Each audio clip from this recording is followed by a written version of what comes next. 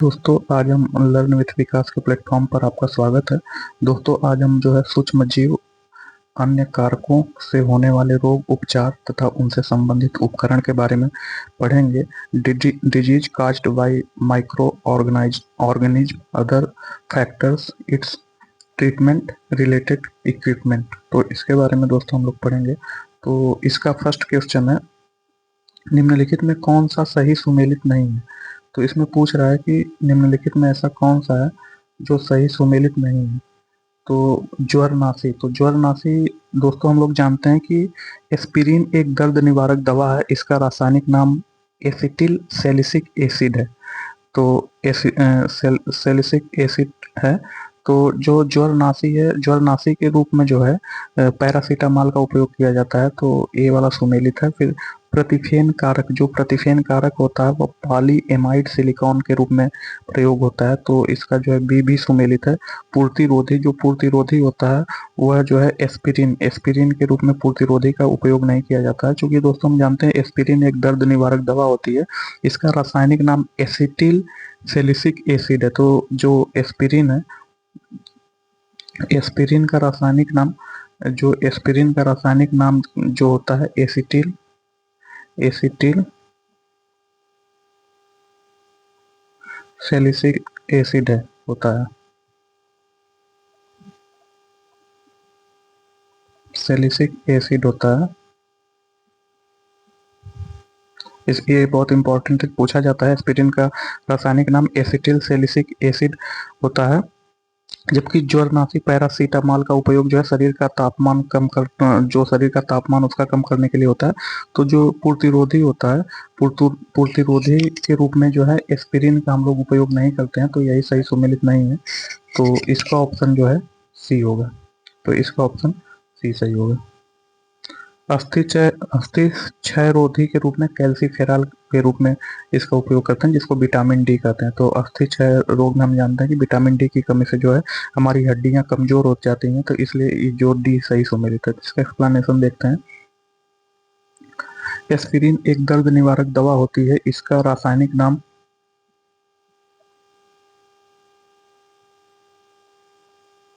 इसका रासायनिक नाम एसिटिल सैलिसिक एसिड है। ज्वरनाशी पैरासीटामॉल के रूप में उपयोग करता है, जिसका काम जो है शरीर का तापमान कम करता है। प्रतिफेन कारक का जो होता है पॉली एमाइड सिलिकॉन्स बोलते हैं। अस्थि क्षय रोधी जो कैल्सीफेरॉल विटामिन डी होती है, सभी सुमेलित है। पूर्तिरोधी ऐसे द्रव्य होते हैं जो जीवाणुओं को वृद्धि को रोकते हैं और उनका विनाश करते हैं। तो जो पूर्तिरोधी होता है यह एक ऐसा द्रव्य होता है जो जीवाणुओं की जितनी वृद्धि होती है या बढ़ोतरी होती है उनको रोकते हैं तथा उनका विनाश करते हैं। नेक्स्ट क्वेश्चन, निम्नलिखित में कौन सा युग्म सही सुमेलित नहीं है। तो इसमें पूछा है कि ऐसा कौन सा युग्म है जो कि सही सुमेलित नहीं है। तो क्लोरोमाइसिटिन है, क्रिस्टल वायलेट है, कुनैन है, एस्पिरिन है। तो क्लोरोमाइसिटिन का प्रयोग जो है टाइफाइड नाशी के रूप में किया जाता है, यह सही है। टाइफाइड जब होता है तो उस समय क्लोरोमाइसिटिन का प्रयोग किया जाता है। तो इस ऑप्शन है सही है। क्रिस्टल वायलेट का प्रयोग जो है पूर्तिरोधी के लिए किया जाता है। पूर्तिरोधी दोस्तों ऐसा है, इसको बोलते हैं जो विषाणुओं की बढ़ोतरी को रोकता है। फिर कुनैन जो है मलेरिया रोधी के लिए किया जाता है, ये भी सही है। एस्पिरिन निश्चेतक के लिए नहीं किया जाता है, ये गलत है। एस्पिरिन जो है दर्द निवारक के लिए किया जाता है। कि एस्पिरिन से जब दर्द होता है तो जो दर्द निवारक होता है उसके लिए एस्पिरिन का प्रयोग किया जाता है, दर्द निवारक के लिए। तो एस्पिरिन का लिए निश्चेतक नहीं, निश्चेतक के लिए क्लोरोफॉर्म का प्रयोग किया जाता है। तो इसका यही डी वही सुमेलित नहीं, तो इसका ऑप्शन डी होगा। तो क्लोरोमाइसिटिन टाइफाइड नाशी, क्रिस्टल वायलेट पूर्ति रोधी, कुनैन मलेरिया रोधी, एस्पिरिन दर्द निवारक। निम्नलिखित में कौन सा युग्म सही सुमेलित नहीं है। तो इसमें फिर पूछ रहा है कि ऐसा कौन सा युग्म है जो सही सुमेलित नहीं है। तो जो बर्बिट यूरिक एसिड शाकनाशी यही सुमेलित नहीं है। जबकि क्लोरेम्फेनिकॉल प्रतिजैविकी के रूप में उपयोग करता है, सही है। फिर मॉर्फिन दर्द निवारक के रूप में उपयोग किया जाता है, सही है। क्विनिन कुनैन को मलेरिया रोधी के रूप में प्रयोग किया जाता है, इसका डी भी सही है। तो ए वाला सही सुमेलित नहीं है।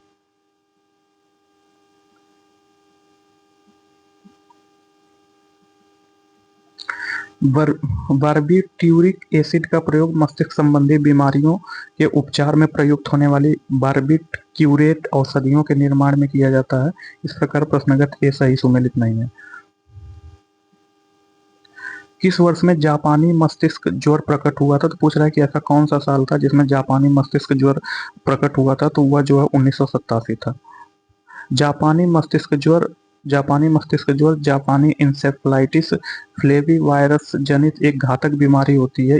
इस बीमारी में वायरस के वाहक मच्छर होते हैं जो मनुष्यों और पशुओं को संक्रमित कर देते हैं। यह बीमारी एशिया के खासकर कृषि प्रधान क्षेत्रों में अपना पांव फैला चुकी है। तो दोस्तों जो जापानी मस्तिष्क ज्वर है, जिसका जो रासायनिक नाम है वह जो उसका रासायनिक नाम जो है जापानी इंफेलाइटिस वायरस है। इस बीमारी में वायरस के वाहक मच्छर होते हैं और जो मनुष्य और पशुओं को संक्रमित कर देती है यह बीमारी।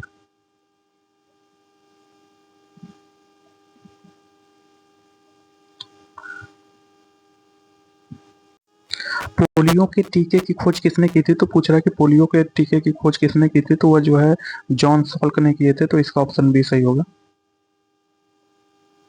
जॉन सॉल्क ने 1952 में पोलियो का टीका इजाद किया था। वे संयुक्त राज्य अमेरिका के निवासी थे। अलेक्जेंडर फ्लेमिंग ने 1929 में पेनिसिलिन की खोज की थी। वे इंग्लैंड के निवासी थे। टीबी बैक्टीरिया की खोज रॉबर्ट कोच ने की थी।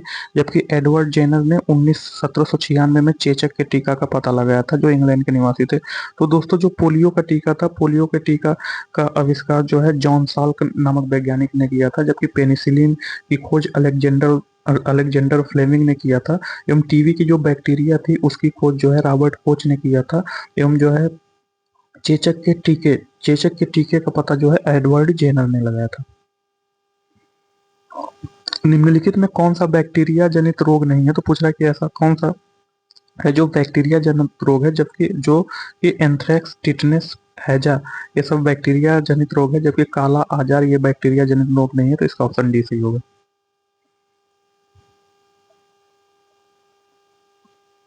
बैक्टीरिया या जीवाणु छोटे जीवित जीव हैं जिन्हें सूक्ष्म जीव भी कहते हैं। बैक्टीरिया की खोज सर्वप्रथम 17वीं शताब्दी में एक डच वैज्ञानिक एंटोनी वान ल्यूवेनहॉक ने किया था। तो जो बैक्टीरिया है इसकी खोज जो है एंटोनी वान ल्यूवेनहॉक ने किया था। बैक्टीरिया जनित रोग इस प्रकार है, जो कि एग्जाम में पूछता है कि कौन सा रोग बैक्टीरिया जनित है, कौन सा रोग नहीं है।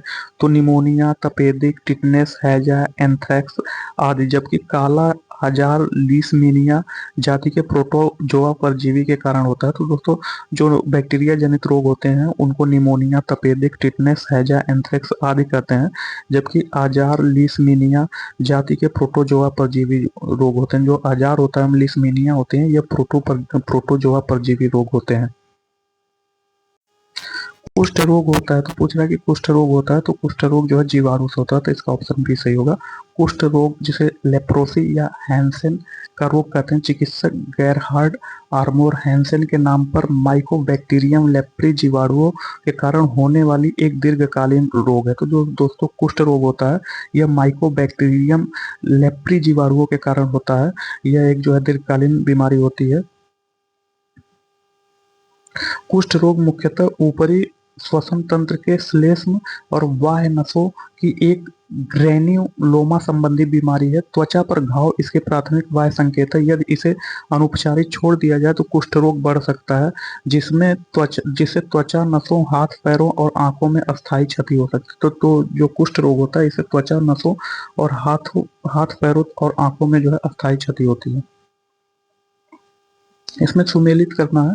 सूची 1 को सूची 2 से सुमेलित कीजिए तथा सूचियों को नीचे दिए गए कूट से सही उत्तर का चयन कीजिए। तो इसमें प्लेग है, एड्स है, गंजापन है एवं मलेरिया है। तो जो इसमें प्लेग होता है, प्लेग जो है जीवाणु से होता है। तो प्लेग जो है जीवाणु से होता है, तो इसका ए का 4 होगा। फिर जो है एड्स हम लोग जानते हैं HIV वायरस के कारण होता है, तो यह जो विषाणु से होता है तो बी का 3 होगा। फिर जो है गंजापन, तो गंजापन हम लोग जानते हैं गंजापन कवक के से होता है, तो जो है सी का 2 होगा। फिर मलेरिया प्रोटोजोआ पर होता है, प्रोटोजोआ की कमी से मलेरिया होता है, तो डी का 1 होगा। तो इसका 4 3 2 1, तो 4 3 2 1 देखते हैं किस ऑप्शन में है। 4-3-2-1, तो 4-3-2-1 ऑप्शन डी में है। तो प्लेग से जो है जीवाणु से प्लेग होता है, विषाणु से एड्स होता है, कवक से गंजापन होता है, प्रोटोजोआ से मलेरिया होता है। एड्स होता है तो पूछ रहा है दोस्तों एड्स किसके कारण होता है, तो एड्स जो है विषाणु के कारण होता है, वायरस के कारण होता है, तो इसका ऑप्शन डी सही है। एड्स जिसका फुल फॉर्म है एक्वायर्ड इम्यूनो डिफिशियंसी है, डिफिशियंसी सिंड्रोम है। एचआईवी का फुल फॉर्म है ह्यूमन इम्यूनो डिफिशियंसी वायरस है, नामक विषाणु से फैलता है। तो जो एड्स है वह ह्यूमन इम्यूनो डिफिशियंसी वायरस से फैलता है, जबकि एड्स का फुल फॉर्म होता है एक्वायर्ड इम्यूनो डिफिशियंसी सिंड्रोम, और यह फैलता है ह्यूमन इम्यूनो डिफिशियंसी वायरस से। यह रोग असुरक्षित यौन संबंधों, रक्तदान में अनियमितता और नशीले पदार्थों के असुरक्षित सेवन करने से फैलता है। इस रोग से ग्रसित रोगी को रोग प्रतिरोधक क्षमता खत्म हो जाती है। तो जो एड्स होता है इससे जो ग्रसित रोगी होता है उससे जो है रोग प्रतिरोधक क्षमता जो है समाप्त हो जाता है। साल का टीका निम्नलिखित में से किस व्याधि से संबंधित है, तो पूछ रहा है कि जो साल का टीका होता है उसका संबंध किस रोग से है, तो उसका संबंध जो है पोलियो से, तो इसका ऑप्शन डी सही होगा।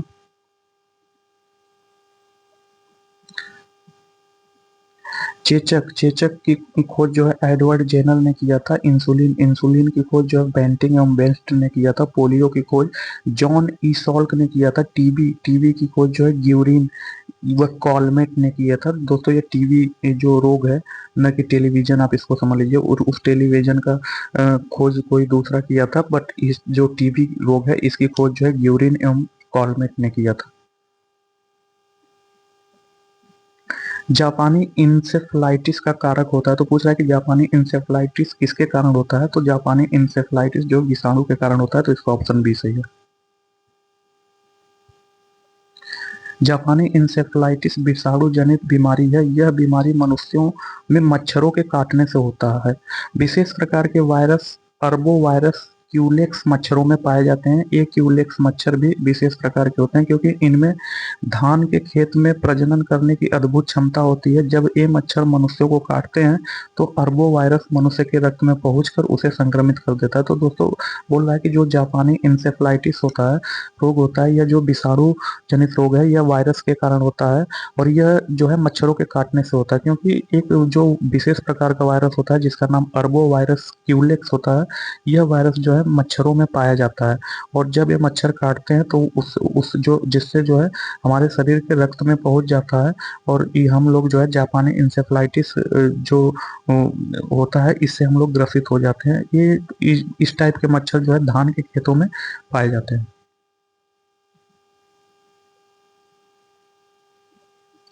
पैथोजन जो सामान्य जुकाम के लिए उत्तरदायी है, फैलता है। तो जो पैथोजन है जो कि सामान्य जुकाम का कारण होता है वह फैलता है, तो वह जो है राइनो वायरस के कारण फैलता है, तो इसका ऑप्शन भी सही होगा, राइनो वायरस। पैथोजन जो सामान्य जुकाम के लिए उत्तरदायी है, राइनो वायरस से फैलता है। पोलियो वायरस यह रोम निस्यंदी विषाणु के कारण होता है। विषाणु मुंह या नाक के रास्ते से शरीर में प्रवेश करता है और आंत में आश्रय लेने के बाद रक्त प्रवाह में आ जाता है। इससे सिर दर्द, ज्वर और वमन आदि लक्षण प्रकट करते हैं। ल्यूकेमिया एक रक्त रोग है जिसमें श्वेत रक्त कणिकाओं की संख्या बहुत अधिक बढ़ जाती है। तो जो ल्यूकेमिया होती है इसमें श्वेत रक्त कणिकाओं की संख्या बहुत अधिक बढ़ जाती है। पोलियो वायरस शरीर में प्रवेश करता है, तो पोलियो वायरस हम लोग जानते हैं दोस्तों दूषित भोजन तथा जल से प्रवेश करता है, क्योंकि हमारे मुंह से जो है पोलियो वायरस प्रवेश करता है, जो हम खाते हैं उसी से यह हमारे शरीर में प्रवेश करता है। पोलियो एक विषाणु जनित रोग है। यह विषाणु मुंह या नाक के रास्ते शरीर में प्रवेश करता है, तो इसकी जो एंट्री होती है हमारे बॉडी में वह मुंह एवं नाक के रास्ते होती है और आंत में आश्रय लेने के बाद तो यह जाकर के आंत में रुक जाता है, रक्त प्रवाह में आ जाता है। तो मतलब यह जो है मुंह एवं नाक से हमारे शरीर में एंट्री करता है एवं जो हमारी आंत है उसमें जो है यह रुकता है और उससे जो है रक्त में के प्रवाह में यह जो है चला जाता है। तो पोलियो से जो दोस्तों कुछ लक्षण दिखते हैं, इससे जो है सिर दर्द, ज्वर एवं वमन आदि लक्षण प्रकट होते हैं। शरीर इससे बचने के लिए रोग प्रतिकारक पदार्थ का निर्माण करने लगता है, जिससे विषाणु मर जाता है और रोगी पूर्णतः सही हो जाता है। इससे रोगी में इस रोग की प्रतिरोधक क्षमता उत्पन्न हो जाती है। भारत में वर्तमान समय में पोलियो वैक्सीन को जो है 5 वर्ष के बच्चों को पिलाया जाता है।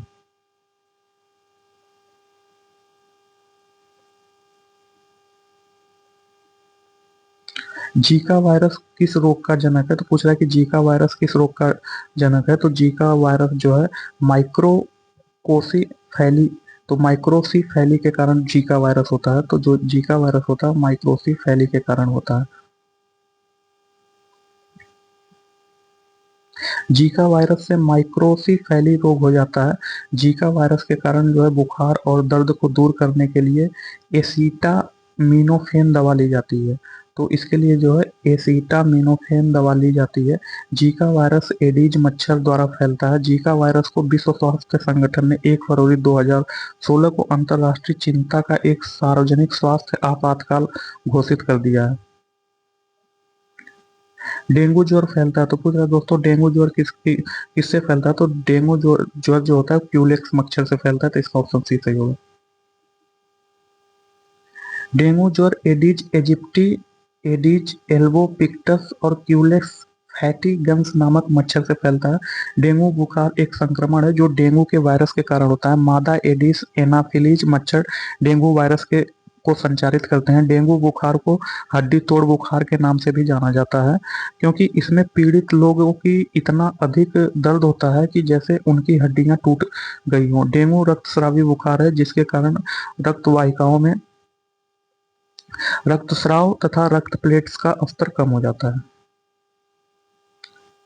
ब्रिटिश अनुसंधानों द्वारा उद्घाटित किया गया है कि करी पत्ता का पौधा, जो भारत का देशज है, औषध निर्माण समवाय के लिए अरबों डॉलर की क्षमता रखता है। करी पत्ता द्वारा उपचार का दावा किया जाता है। तो यह जो उस समय का करंट अफेयर्स का क्वेश्चन होगा, क्योंकि भारत का जो करी का पत्ता हुआ देशज पौधा, मतलब वह भारत में ही पैदा हुआ है, भारत का स्वदेशी पौधा है। तो पूछ रहा है कि जो डॉलर जो समवाय के लिए अरबों डॉलर की क्षमता रखता है, करी पत्ता द्वारा उपचार का दावा किया जाता है। तो उस समय का जो यह क्वेश्चन था, तो इस जो है मधुमेह में करी का पत्ता उपयोग किया जाता है। तो इसका ऑप्शन बी सही होगा। ब्रिटिश अनुसंधानों द्वारा यह घोषणा की गई है कि करी पत्ता का पौधा, जो भारत का देशज है, औषध निर्माणी समवाय के लिए अरबों डॉलर उत्पादन करने की क्षमता रखता है। करी पत्ता मधुमेह के उपचार के लिए उपयोगी होता है। मनुष्य के एफ्लाटॉक्सिन खाद्य विषाक्तता द्वारा सामान्यतः कौन सा अंग प्रभावित होता है? तो पूछ रहा है कि जो एफ्लाटॉक्सिन खाद्य होता है उसकी विषाक्तता के द्वारा सामान्यतः कौन सा अंग प्रभावित होता है? तो वह जो है यकृत होता है। तो इसका ऑप्शन डी सही होगा, यकृत। एफ्लाटॉक्सिन जीवों के लिए जहरीला और कैंसर कारक रसायन है जो रोगजनक कवक के द्वारा भोजन के माध्यम से मनुष्यों में यकृत को प्रभावित करता है। ये कवक प्रायः मक्का, मकई, मूंगफली, कपास के फसलों में पाया जाता है।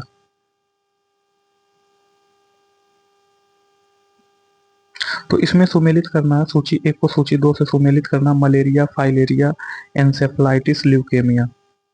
तो इसमें जो मलेरिया है, मलेरिया से जो है मलेरिया से जो है रक्त कोशिकाएं प्रभावित होती हैं। तो जो मलेरिया है, मलेरिया से रक्त कोशिकाएं प्रभावित होती हैं। तो इसका 5 होगा। फिर फाइलेरिया, फाइलेरिया से जो है फाइलेरिया से जो है फाइलेरिया से लसिका ग्रंथि प्रभावित होती है। तो इसका 4 होगा, मतलब ए का 5 और जो है बी का 5, बी का 4 होगा। फिर एंसेफ्लाइटिस, एंसेफ्लाइटिस से दोस्तों हम लोग जानते हैं कि जो एंसेफ्लाइटिस होता है, इससे जो मस्तिष्क ज्वर या जापानी ज्वर होता है वह प्रभावित होता है। तो एंसेफ्लाइटिस से मस्तिष्क होता है। तो सी का जो है 2 होगा। ल्यूकेमिया, ल्यूकेमिया में जो है व्हाइट ब्लड कार्पल्स की संख्या बढ़ जाती है, श्वेत रक्त कणिकाओं की संख्या बढ़ जाती है। तो इससे जो है बोन मेरो अस्थिमज्जा प्रभावित होता है। तो इससे जो है बोन मेरो अस्थिमज्जा प्रभावित होता है। तो डी का 1 होगा। तो इसका जो होगा 5, 4, 2, 1। तो 5, 4, 2, 1 में जो है ऑप्शन बी सही होगा, ऑप्शन बी।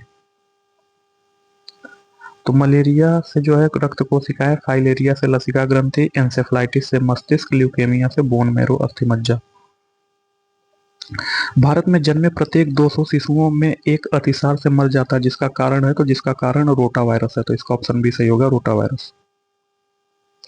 विषाणुओं, जीवाणुओं, परजीवियों के संक्रमण के फलस्वरूप अतिसार रोग होता है। वयस्कों में अतिसार का प्रमुख कारक नोरा वायरस है, जबकि बच्चों में रोटा वायरस है। तो दोस्तों, जब ये अतिसार होता है जो कि विषाणुओं, जीवाणुओं और परजीवियों के संक्रमण के फलस्वरूप होता है, तो जब यह वयस्कों में होता है तो उसका कारक जो है नोरा वायरस होता है, और जब यही जो है बच्चों में होता है तो उसका कारण रोटा वायरस होता है। तो जो दो प्रकार के वायरस के कारण होता है, एक जो है नोरा वायरस के कारण होता है और दूसरा रोटा वायरस के कारण होता है। रोटा वायरस के कारण बच्चों में होता है, नोरा वायरस के कारण अल्पवयस्कों में होता है।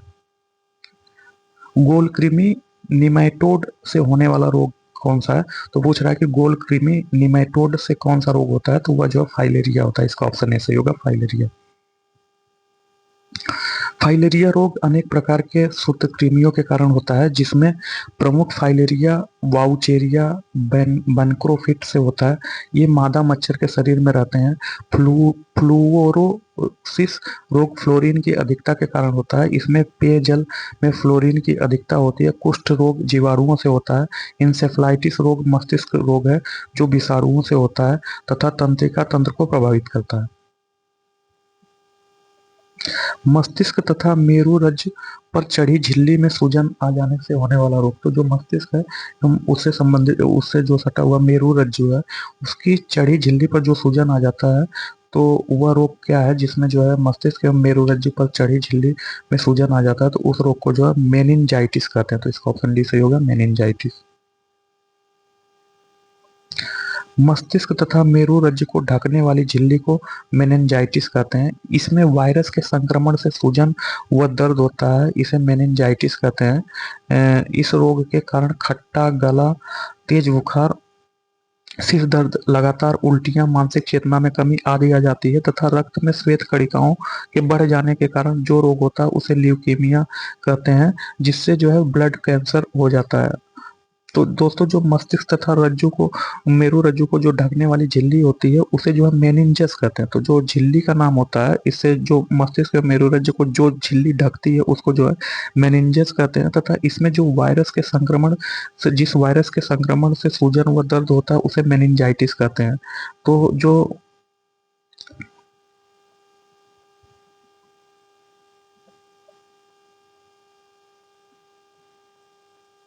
डेंगू बुखार निम्नलिखित में से किस मच्छर के काटने से होता है? तो पूछ रहा है कि डेंगू बुखार निम्नलिखित में से किस मच्छर के कारण काटने से होता है?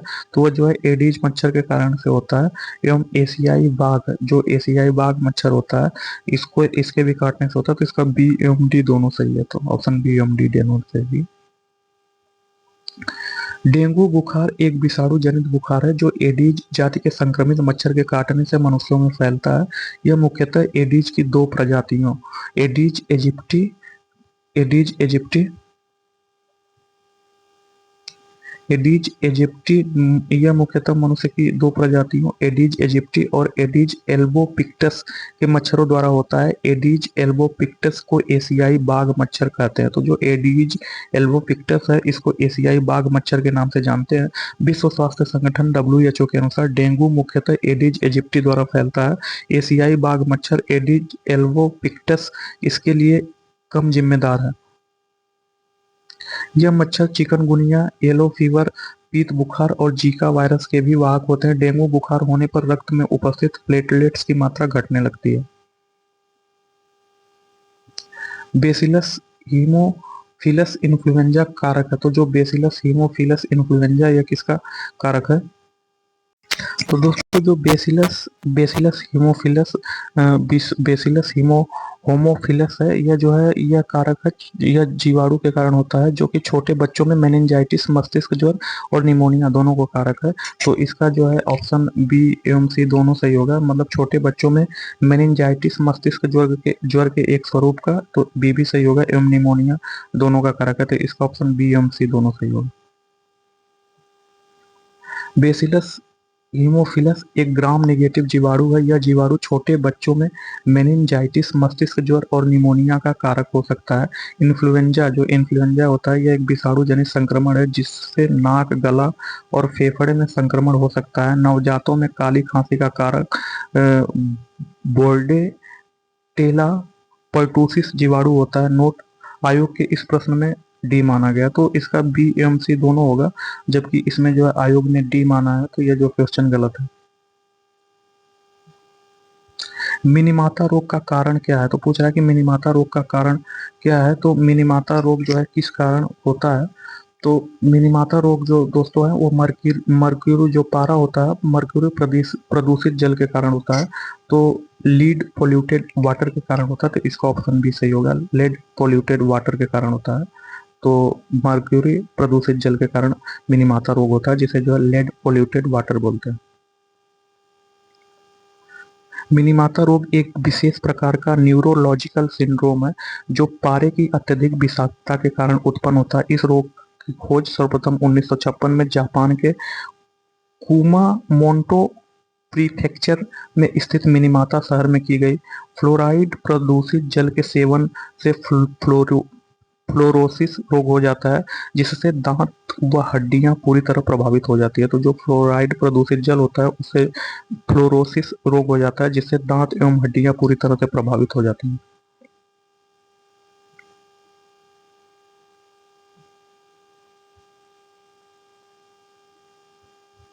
नॉकनी सिंड्रोम किसके प्रदूषण के कारण होता है? तो पूछ रहा है कि जो नॉकनी सिंड्रोम है वह किसके प्रदूषण के कारण होता है?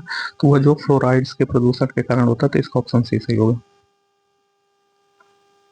नॉकनी या जन घुटनों से जुड़ी समस्या है जिसमें मरीज के घुटने एक दूसरे को छू रहे होते हैं। फ्लोराइड प्रदूषण नॉकनी सिंड्रोम के लिए जिम्मेदार है। तो दोस्तों ये जो घुटने एक दूसरे को छूते हैं तो वह जो है नॉकनी सिंड्रोम के कारण होता है। तो यह जब आर्मी का आप टेस्ट देने जाएंगे तो उसमें घुटनों का चेक किया जाता है कि दोनों घुटने टच कर रहे हैं कि नहीं। अगर दोनों घुटने टच करते हैं तो ऐसे व्यक्ति को बाहर निकाल दिया जाता है मेडिकल में। रक्त में निम्नलिखित में से किसकी उपस्थिति के कारण ब्लू बेबी सिंड्रोम होता है? तो पूछा है कि किसकी उपस्थिति के कारण ब्लू बेबी सिंड्रोम होता है, तो वह मेथेमोग्लोबिन के कारण होता है। तो इसका भी सही होगा, मेथेमोग्लोबिन के कारण ब्लू बेबी सिंड्रोम होता है। रक्त में मेथेमोग्लोबिन की उपस्थिति के कारण ब्लू बेबी सिंड्रोम नामक बीमारी होता है। हीमोग्लोबिन मेथेमोग्लोबिन में बदलकर शरीर में ऑक्सीजन सप्लाई कम कर देता है। इससे शरीर के कई हिस्सों में समस्या उत्पन्न हो जाती है। यह वयस्कों की तुलना में शिशुओं को अधिक प्रभावित करती है। ऑक्सीजन का स्तर अत्यधिक कम होने पर पीड़ित व्यक्ति कोमा में चला जाता है और सुधार न होने पर मृत्यु भी संभव है। पानी और सब्जियों के माध्यम से अधिक मात्रा में नाइट्रेट लेने पर मेथेमोग्लोबिन की समस्या उत्पन्न हो सकती है। अधिक समय से रखे हुए पानी में भी नाइट्रेट की अधिकता हो जाती है। तो दोस्तों बोल रहा है कि जो पानी होता है उससे जो है उसमें नाइट्रेट की अधिकता होती है। जो पानी अधिक समय तक रखा जाता है तो ऐसे पानी को हमें नहीं पीना चाहिए जो अधिक समय तक रखा गया, क्योंकि उसमें नाइट्रेट की अधिकता हो जाती है एवं सब्जियों की अधिक मात्रा में लेने पर जो है मेथेमोग्लोबिन की समस्या उत्पन्न हो जाती है। निम्नलिखित में से कौन सा रोग मच्छर वाहित नहीं है? तो पूछ रहा है कि ऐसा कौन सा रोग है जिसके वाहक मच्छर नहीं होते हैं? तो जो है निद्रा रोग होते हैं, इसके वाहक मच्छर नहीं होते हैं, जबकि डेंगू, ज्वर, फाइलेरियासिस एवं मलेरिया के वाहक मच्छर होते हैं। तो निद्रा रोग जिसे स्लीपिंग सिकनेस कहते हैं, यह रोग ट्रिपोनोसोमा नामक प्रोटोजोआ के कारण होता है। तो निद्रा रोग जो है ट्रिपेनोसोमा नामक जीव प्रोटोजोआ के कारण उत्पन्न होता है। यह एक परजीवी है जो सीसी मक्खियों टीएसी फ्लाई के शरीर में आश्रय लेता है। इन मक्खियों के काटने से रोगाणु शरीर में प्रवेश कर जाते हैं, जिससे लसिका ग्रंथियां बढ़ जाती हैं और शारीरिक तथा मानसिक निष्क्रियता उत्पन्न हो जाती है। डेंगू, ज्वर, फाइलेरियासिस और मलेरिया के वाहक मच्छर होते हैं। तो जो डेंगू ज्वर होता है, फाइलेरियासिस होता है, इसके वाहक मच्छर होते हैं। निम्नलिखित में से कौन सा कैंसर पूरे विश्व में सामान्यतः सर्वाधिक पाया जाता है? तो वह जो है कार्सिनोमा कैंसर होता है, वह पूरे विश्व में सर्वाधिक पाया जाता है। कार्सिनोमा कैंसर विश्व में पाया जाने वाला सर्वाधिक कैंसर। यह कैंसर त्वचा में उन ऊतकों में उत्पन्न होता है जो आंतरिक अंगों के अस्तर या आवरण बनाते हैं। तो कुष्ठ रोग होता है, तो पूछ रहा है दोस्तों कुष्ठ रोग किसके कारण होता है, तो कुष्ठ रोग जीवाणुओं से होता है, तो इसका ऑप्शन बी सही होगा। कुष्ठ रोग का कारक जीवाणु या बैक्टीरिया है। कुष्ठ रोग के बैक्टीरिया का नाम माइकोबैक्टीरियम लेप्री है। तो जो कुष्ठ रोग जिस बैक्टीरिया के कारण होता है उसका नाम माइकोबैक्टीरियम लेप्री है। इस रोग का मुख्य प्रभाव व्यक्ति के हाथ, पैर, त्वचा, आंख और नाक पर पड़ता है। इसे हैंसेन डिजीज भी कहा जाता है। तो कुष्ठ रोग को जो है हैंसेन डिजीज भी कहा जाता है। पार्किंसन रोग निम्न में से किससे संबद्ध है, तो जो पार्किंसन रोग होता है उसका संबंध किससे है, तो वह मस्तिष्क से है, तो इसका ऑप्शन सी सही होगा। पार्किंसन रोग मस्तिष्क से संबंधित है। इस रोग में रोगी के न्यूरॉन सेल के डेड होने का प्रतिशत सामान्य दर से अधिक होता है। निम्नलिखित युग्मों में पूछ रहा है कि निम्नलिखित युग्मों में कौन सा सही सुमेलित नहीं है, तो इसमें देखना है कि कौन सा सही सुमेलित नहीं है। तो जो अरक्तता है वह हीमोग्लोबिन पर प्रतिशत का परीक्षण करता है। तो जो लाक्षणिक परीक्षण है वह जो है हीमोग्लोबिन प्रतिशत है, तो यह सुमेलित है। उदक में रक्त शर्करा से संबंधित नहीं है। उदक में रोग का अग्नाशय या रक्त शर्करा से कोई संबंध नहीं है। यह एक असामान्य विकार है जो शरीर में तरल पदार्थों के असंतुलन का कारण बनता है। यह एंटी डाईयूरेटिक हार्मोन्स एडीएच की कमी के कारण होता है जो निर्जलीकरण को रोकता है। तो उदक में जो है निर्जलीकरण को रोकता है, तो यह सही सुमेलित नहीं। हृदय रोग वसा रूपरेखा है, यह सुमेलित है। वृक्क रोग सीरम क्रिएटिनिन है, तो यह भी सुमेलित है। तो इसका जो बी है वही सुमेलित नहीं है। मनुष्य में टाइफाइड ज्वर का कारक है, तो मनुष्य में टाइफाइड ज्वर का कारक बैक्टीरिया है। मनुष्य में टाइफाइड ज्वर का कारक बैक्टीरिया है। यह बीमारी साल्मोनेला टाइफोसा नामक बैक्टीरिया के कारण होता है। टाइफाइड पाचन तंत्र और रक्त में बैक्टीरिया के इन्फेक्शन की वजह से होता है। निम्नलिखित अनुवांशिकी रोगों में कौन सा यौन संबंधित है, तो पूछ रहा है कि निम्नलिखित जो भी अनुवांशिक रोग है उसमें कौन सा यौन संबंधित है। जो हीमोफीलिया या यौन संबंधित रोग है, तो इसका ऑप्शन ए सही होगा।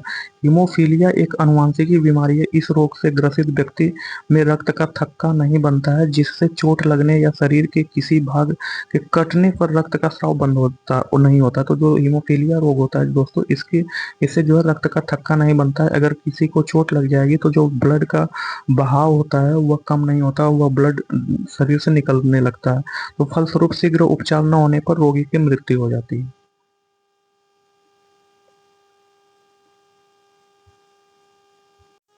निम्नलिखित में कौन सा रोग अनुवांशिकी विसंगति नहीं है, तो पूछ रहा है कि ऐसा कौन सा रोग है जो अनुवांशिकी विसंगति नहीं है। तो हीमोफीलिया अनुवांशिकी विसंगति है। सिकल सेल एनीमिया ए भी है, थैलेसीमिया ए भी है। तो उपयुक्त में से कोई नहीं, तो जो हीमोफीलिया है वह अनुवांशिकी विसंगत नहीं है। तो ये तीनों जो है अनुवांशिकी विसंगति है। तो पूछ रहा है कि अनुवांशिकी विसंगति नहीं है, यहाँ नहीं है, तो इनमें से कोई नहीं। तो इसका ऑप्शन बी सही होगा, इनमें से कोई नहीं।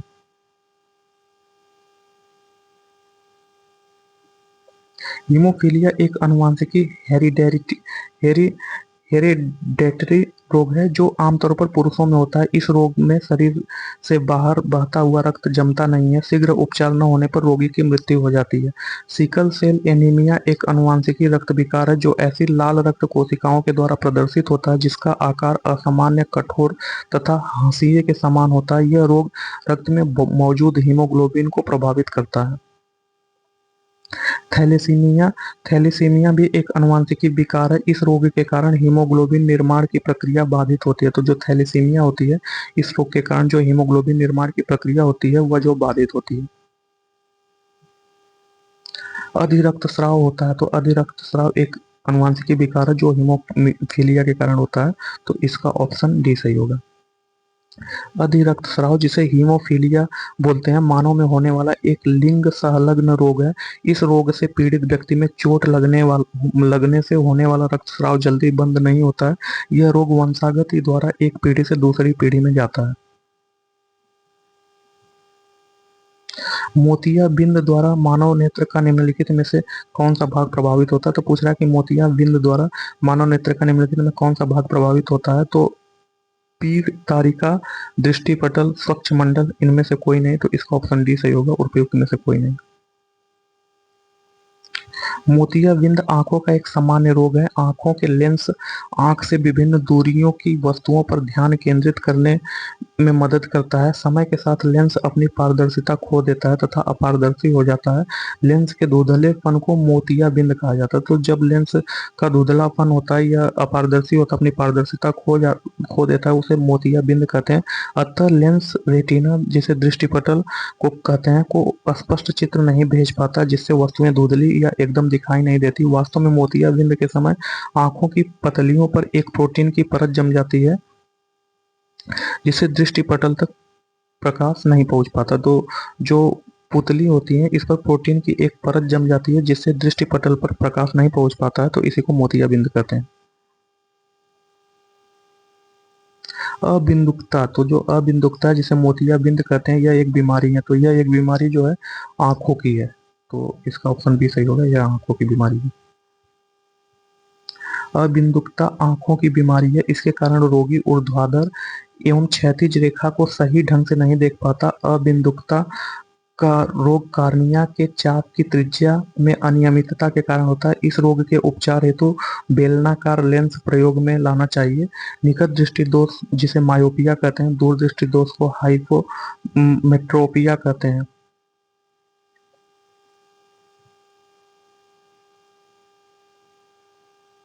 इनमें कौन सा विषाणु जनित रोग नहीं है, तो पूछ रहा है कि इनमें कौन सा ऐसा रोग है जो विषाणु जनित रोग नहीं है। तो खसरा, पोलियो, रेबीज, ये तीनों जो है विषाणु जनित रोग है, जबकि क्षय जो है यह विषाणु जनित रोग नहीं है।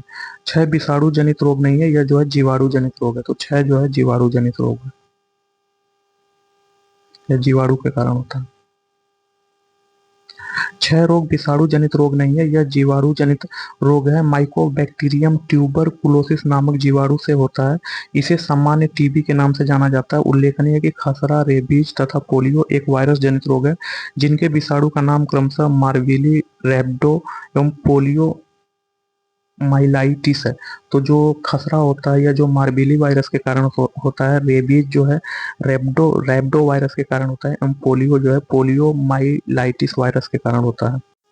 तो पूछ रहा है निम्नलिखित में कौन सा रोग जीवाणु जनित है, तो जीवाणु जनित रोग जो है यक्ष्मा होता है, जिसे टीबी कहते हैं, या माइकोबैक्टीरियम लेप्टी के कारण होता है। तो यक्ष्मा बैक्टीरिया द्वारा होने वाली बीमारी है जो जीवाणु जनित रोग होती है। माइकोबैक्टीरियम ट्यूबरकुलोसिस नामक बैक्टीरिया के द्वारा होता है। इसमें जो है भारत में क्षय रोग से अन्य किसी बीमारी की अपेक्षा अधिक वयस्क मरते हैं। तो बोल रहा है कि भारत में जो क्षय रोग होता है, जिसे टीबी कहते हैं, से अन्य किसी बीमारी की अपेक्षा अधिक वयस्क मरते हैं। तो जो अन्य रोगों से मरने वाले लोग हैं, वह क्षय रोग से उनकी अपेक्षा क्षय रोग से अधिक मरते हैं। तो क्या कथन है, सही है या गलत है, तो इसके बारे में हमें देखना है। तो ये सही है। भारत में जो है क्षय रोग से जो है अन्य किसी रोग बीमारी की अपेक्षा अधिक लोग मरते हैं। तो ये कथन ए सही है। अधिकांश क्षय रोगी 15 से 59 आयु वर्ग के होते हैं। तो ए भी सही है। तो कथन ए एवं आर दोनों सही है, एवं आर ए की सही व्याख्या करता है। तो इसका ऑप्शन ए सही होगा। क्षय रोग एक संक्रामक रोग है जो माइकोबैक्टीरियम ट्यूबरकुलोसिस नामक जीवाणु से होता है। इस रोग को यक्ष्मा या काक रोग भी कहते हैं। 1882 में जर्मन वैज्ञानिक रॉबर्ट कोच ने टीबी जीवाणु की खोज की। ये जीवाणु मुंह से थूकते समय या चूमने से प्रसारित होते हैं। इसमें रोगी को हल्का ज्वर तथा खांसी आती है। बलगम काफी बढ़ जाता है। थकान एवं कमजोरी का अनुभव होता है। बलगम के साथ खून आने लगता है। भूख लगनी बंद हो जाती है।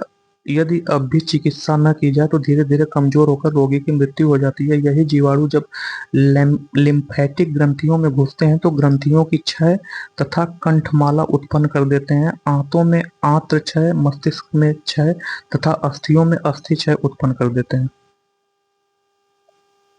निम्नलिखित में कौन सा जल जनित रोग है, तो पूछ रहा है कि निम्नलिखित में कौन सा ऐसा है जो जल जनित रोग है। तो जो हैजा है या जल जनित रोग है, तो इसका ऑप्शन सी सही होगा।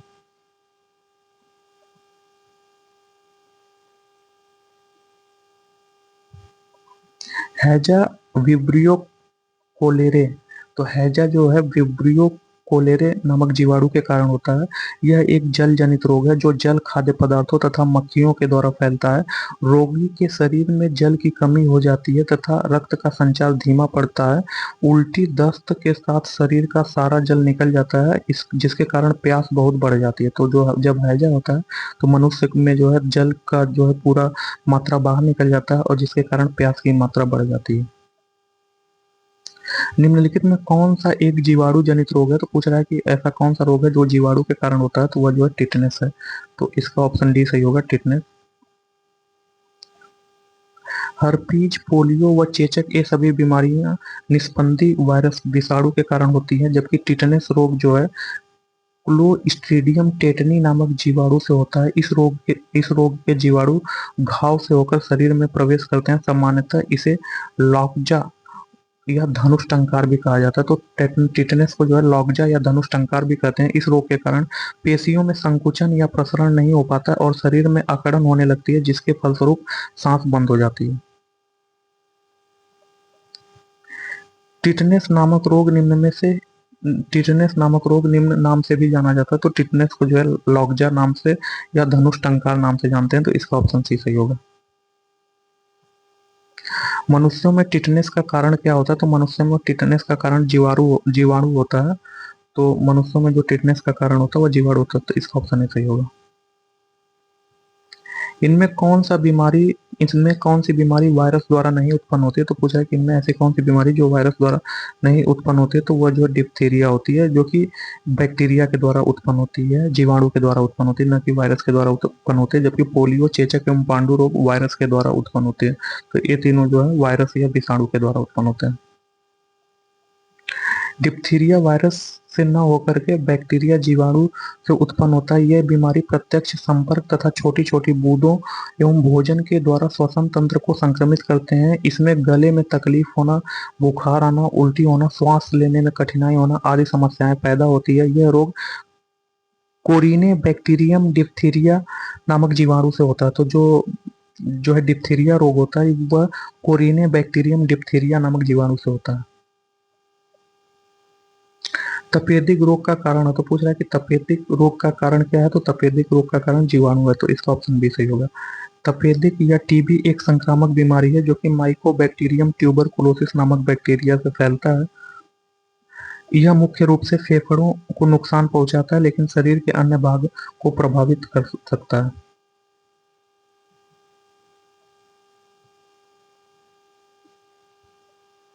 निम्नलिखित में कौन सा रोग एक वायरस द्वारा होता है? तो पूछ रहा है कि ऐसा कौन सा रोग है जो एक वायरस द्वारा होता है? तो वो हेपेटाइटिस है, यह वायरस के द्वारा होता है। जबकि डिप्थीरिया, हैजा, मलेरिया यह जो है जीवाणु के कारण होता है। तो इसका ऑप्शन डी हेपेटाइटिस है, यह वायरस के कारण होता है।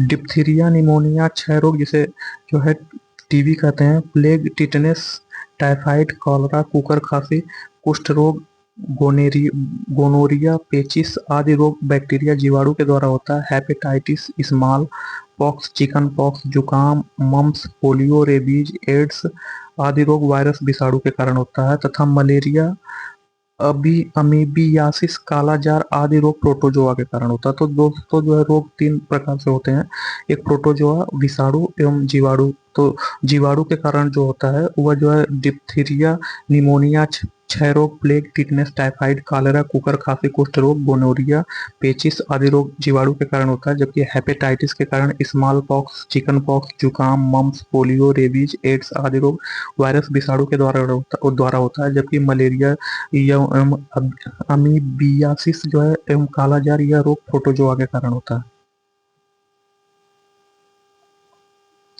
हेपेटाइटिस रोग से मनुष्य शरीर का सीधा प्रभावित होने वाला अंग। तो जो हेपेटाइटिस रोग है इससे मनुष्य शरीर का कौन सा अंग प्रभावित होता है? इससे जो मनुष्य का शरीर का यकृत या लीवर प्रभावित होता है। तो इसका ऑप्शन ए सही है। हेपेटाइटिस रोग से मनुष्य के शरीर का यकृत प्रभावित होता है। मेनिंजाइटिस रोग से स्पाइनल कॉर्ड, रीढ़ की हड्डी तथा मस्तिष्क प्रभावित होती है। अतिसार रोग से आंत का अग्रभाग, टाइफाइड से आंत तथा निमोनिया रोग से फेफड़े प्रभावित होते हैं। आर्थराइटिस रोग से जोड़ों में सूजन होती है। पीलिया रोग में यकृत प्रभावित होता है। किस सूक्ष्म जीव के द्वारा हेपेटाइटिस बी की बीमारी होती है? तो वायरस के द्वारा हेपेटाइटिस बी की बीमारी होती है, तो इसका ऑप्शन ए सही होगा। हेपेटाइटिस बी एक संक्रामक रोग है जो कि हेपेटाइटिस बी नामक डीएनए वायरस के कारण होता है। तो जो हेपेटाइटिस जो होता है, हेपेटाइटिस बी होता है, यह हेपेटाइटिस बी नामक डीएनए वायरस के कारण होता है। इस व्याधि के कारण यकृत में सूजन एवं जलन पैदा हो जाती है। हेपेटाइटिस बी वायरस हेपडना वायरस परिवार का एक सदस्य है। तो जो हेपेटाइटिस बी वायरस है वह जो है हेपडना वायरस परिवार का एक सदस्य है। यकृत रोग हेपेटाइटिस बी का कारक है। तो पूछ रहा है कि यकृत रोग हेपेटाइटिस बी का कारक है, तो वह डीएनए वायरस के कारण होता है। तो इसका ऑप्शन ए सही होगा। एआईडीएस एआईडीएस जिसे एड्स बोलते हैं, एक्वायर्ड इम्यूनो डिफिशियंसी सिंड्रोम, निम्न में से किस रोग के नाम से जाना जाता है? तो इसको जो है एक्वायर्ड इम्यूनो डिफिशियंसी सिंड्रोम बोलते हैं। तो इसे जो है एक्वायर्ड इम्यून डिफिशियंसी सिंड्रोम बोलते हैं। तो इसका ऑप्शन सी सही होगा। एड्स एआईडीएस अर्थात एक्वायर्ड इम्यूनोडेफिशिएंसी सिंड्रोम रोग एचआईवी वायरस के कारण होता है। एड्स होने के कई कारण हैं, जैसे यौन संबंधों के कारण, मादक पदार्थों के अत्यधिक सेवन के कारण, इंजेक्शन के सुई को बिना स्टरलाइज किए दूसरे व्यक्ति को प्रयोग आदि द्वारा होने से इससे संभावना एड्स की बढ़ जाती है। यह रोग मच्छर के काटने, हाथ मिलाने, चूमने और गला लगाने से नहीं फैलता है।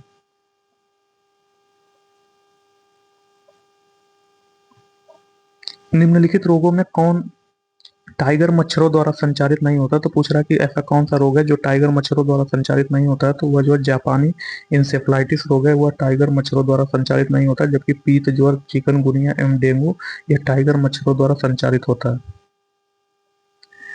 टाइगर मच्छर एडीज अल्बोपिक्टस स्टेगोमिया एल्बोपिक्टस सफेद पट्टियों वाला काले रंग का मच्छर है।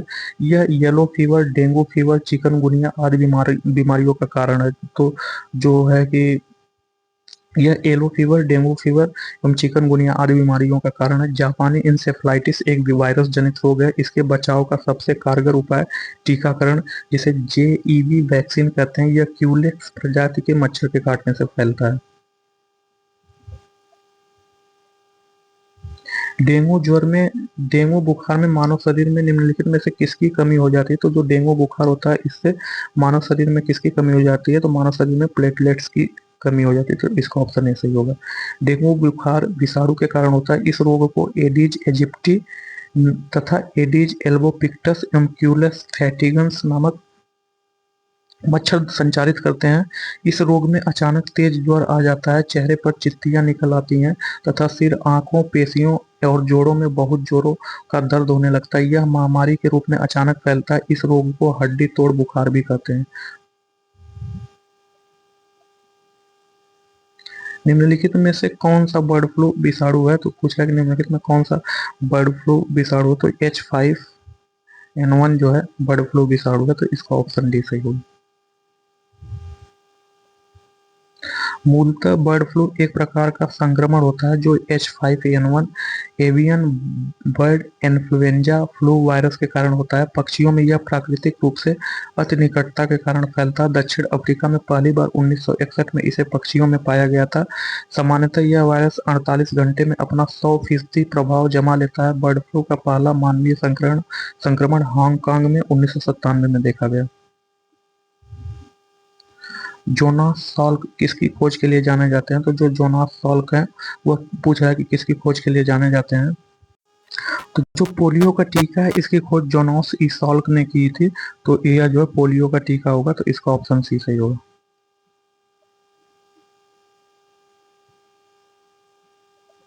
पोलियो रोग निस्संदी विषाणु के कारण होता है। इस रोग का प्रभाव केंद्रीय नाड़ी संस्थान पर होता है तथा रीढ़ की हड्डी और आंत की कोशिकाएं नष्ट हो जाती है। यह प्रायः बच्चों को होता है। तो जो पोलियो रोग होता है यह बच्चों को होता है। शरीर को इससे बचाने के लिए पोलियो का टीका दिया जाता है जो रोग प्रतिकारक पदार्थ का निर्माण करता है, जिससे विषाणु मर जाते हैं। पोलियो के टीके को जोनास ई साल्क ने खोजा था। इसे इंजेक्शन के द्वारा दिया जाता था। एल्बर्ट सेबिन ने 1957 में मुख से लेने वाली पोलियो ड्रॉप की खोज की थी। तो जो एल्बर्ट सेबिन थे, यह जो पोलियो की खोज की थी, जिससे जो है मुख से जो दवा ली जाती है, उसकी खोज एल्बर्ट सेबिन ने की थी। जबकि जो इंजेक्शन की खोज जो की थी पोलियो के, वो जो है जोनास ईसॉल्क ने किया था। निम्नलिखित निम्न सभी बीमारियों का कारण वायरस होता है सिवाय एक को छोड़कर। तो पूछ रहा है कि ऐसा कौन सा बीमारी है जिसका कारण वायरस नहीं होता, तो वह जो है आंत ज्वर होता है, यह जो है जीवाणु के कारण होता है। जबकि पीलिया, गलसुआ, इन्फ्लुएंजा ये वायरस के कारण होता है। तो इसका ऑप्शन डी सही होगा। आंत ज्वर जो है वह जो है जीवाणु के कारण होता है। पीलिया, इन्फ्लुएंजा और गलसुआ, मम्प्स ये सभी बीमारी वायरस के कारण होता है। पीलिया जहां प्रदूषित जल के वायरस से होता है, वहीं इन्फ्लुएंजा संक्रमण हीमोफिलस इन्फ्लुएंजा नामक वायरस से होता है, जिसे फ्लू भी कहते हैं। जबकि गलसुआ मम्प्स वायरस के कारण फैलता है, जिसका संक्रमण मुख्यतः लार ग्रंथियों से होता है। आंत ज्वर, जिसे टाइफाइड कहते हैं, साल्मोनेला टाइफोसा नामक जीवाणु से फैलता है। तो जो आंत ज्वर होता है, जिसे टाइफाइड कहते हैं, या साल्मोनेला टाइफोसा नामक जीवाणु से होता है। इसे आंत का बुखार के नाम से भी जाना जाता है। यह रोग पानी की गंदगी से फैलता है। रोगी की प्लीहा और आंत योजनी ग्रंथियां बढ़ जाती है। रोगी को तेज बुखार रहता है और सिर दर्द बना रहता है। निम्नलिखित में से किस रोग का प्रतिजैविक एंटीबायोटिक्स द्वारा निदान नहीं किया जाता है? तो पूछ रहा है कि ऐसा कौन सा रोग है जिसका निदान एंटीबायोटिक्स प्रतिजैविकी के द्वारा नहीं किया जाता है? तो वह रोग जो है खसरा है। जबकि 6 रोग, टिटनेस एवं कॉलरा का जो इलाज एंटीबायोटिक द्वारा किया जा सकता है। तो इसका ऑप्शन सी सही होगा, खसरा। मीसल्स, खसरा बच्चों में होने वाली एक प्रमुख विषाणु जनित रोग है। इस रोग को एंटीबायोटिक्स द्वारा ठीक नहीं किया जा सकता। जबकि विकल्प में दिए गए शेष रोग जैसे 6 रोग, जैसे टीबी कहते हैं, टिटनेस, कॉलरा जीवाणु जनित रोग है, जिन्हें विभिन्न प्रकार के प्रतिजैविकी एंटीबायोटिक की सहायता से ठीक किया जा सकता है। निम्नलिखित में किस युग्म की बीमारियों का कारण विषाणु है? तो पूछ रहा है कि ऐसा कौन सा युग्म है जिसके बीमारियों का कारण वह विषाणु है? तो जो पोलियो एवं बर्ड फ्लू है, यह विषाणु के कारण होता है। तो इसका ऑप्शन बी सही होगा। पोलियो और बर्ड फ्लू दोनों वायरस जनित रोग है। जबकि पोलियोमाइलाइटिस पोलियो वायरस द्वारा होता है, जिसके विषाणु भोजन व फल के साथ बच्चों की आंत में पहुंच जाते हैं। H1N1, H2N2, H5N1 आदि बर्ड फ्लू वायरस पक्षियों में रहते हैं। तो जो H1N1, H2N2, H5N1 जो बर्ड फ्लू वायरस है, ये पक्षियों में रहते हैं। हाइड्रोफीबिया किसके द्वारा होता है? तो पूछा है कि हाइड्रोफोबिया किसके कारण होता है? तो हाइड्रोफोबिया को रेबीज रोग भी कहते हैं। हाइड्रोफोबिया जो है रेबीज रोग होता है, यह कुत्ते के काटने से होता है। यह जो विषाणु जनित रोग है। तो इसका ऑप्शन सी सही होगा।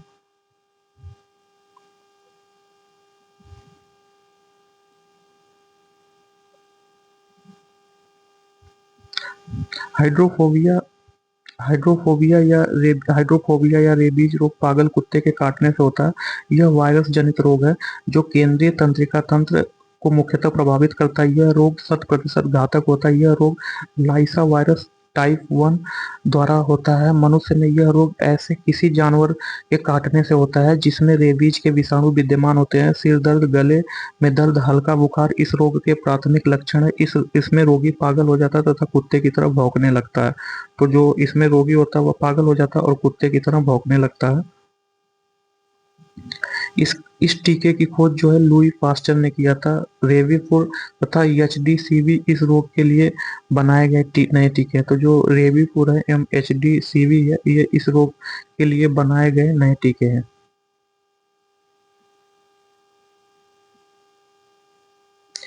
एड्स के लिए उत्तरदायी विषाणु उदाहरण है। तो पूछ रहा है कि एड्स के लिए कौन सा विषाणु उदाहरण है? तो जो है एड्स के लिए उत्तरदायी विषाणु जो है रेट्रो विषाणु है। तो इसका जो है ऑप्शन डी सही होगा, रेट्रो विषाणु। एचआईवी एक तरह का रेट्रो वायरस है। आरएनए के निर्माण के लिए आनुवंशिक सूचनाएं देने वाले वायरस के प्रकार को रेट्रो वायरस कहते हैं। तो जो आरएनए होता है उसके निर्माण के लिए जो आनुवंशिक सूचनाएं देती हैं, उसे रेट्रो वायरस कहते हैं। एचआईवी धनात्मक एकत्र रेशे वाले आरएनए की दो प्रति प्रतियों से मिलकर बना होता है। तो जो HIV होता है वह धनात्मक एकत्र रेशे वाले जो RNA की 2 प्रतियां होती हैं उनसे मिलकर बना होता है। जीका वायरस के बारे में निम्न में से कौन सा कथन सही नहीं है? तो यह सर्वप्रथम युगांडा के जीका वन में एक बंदर से वियुक्त किया गया था, तो ये सही है। एक दिन के समय में सक्रिय एडिज मच्छरों से संचारित होता है, ये भी सही है। यह माँ से बच्चे को संक्रमित नहीं करता है। जी, यह माँ से बच्चे को संक्रमित करता है, तो ये गलत है। फिर जो है डी, जीका वायरस गर्भवती महिलाओं में भ्रूण के मस्तिष्क के असामान्य विकास का कारक होता है, तो ए सुमेलित है। जबकि सी जो है ऑप्शन सी इसका सुमेलित नहीं है, तो इसका ऑप्शन सी होगा। जीका विषाणु फ्लेविविरिडे विषाणु परिवार से है, जो दिन के समय सक्रिय रहते हैं। इसे सर्वप्रथम 1947 में युगांडा के जीका वन में एक बंदर से वियुक्त किया गया था। जीका बुखार मुख्यतः एडिज प्रकार के मच्छर के काटने से फैलता है। शारीरिक संबंध बनाने और रक्त चढ़ाने पर भी इसके फैलने की संभावना रहती है। यह रोग गर्भवती माँ से गर्भस्थ शिशु में जा सकता है, जिसे वर्टिकली ट्रांसमिटेड इन्फेक्शन और शिशु के सिर के अपूर्ण विकास की वजह बन सकता है। निम्नलिखित में कौन सा रोग कवक जनित रोग है? तो जो गंजापन या कवक जनित रोग है, इसका ऑप्शन डी सही होगा। गंजापन एक कवक जनित रोग है जो टीनिया कैपिटिस, तो जो गंजापन होता है या कवक जनित रोग होता है, ऐसा कवक जिसका नाम टीनिया कैपिटिस नामक कवक से होता है। एलर्जी जिससे प्रत्युजकता एक ऐसी स्थिति है जिसमें प्रतिरक्षा प्रणाली बाहरी तत्वों पर असामान्य प्रतिक्रिया करती है।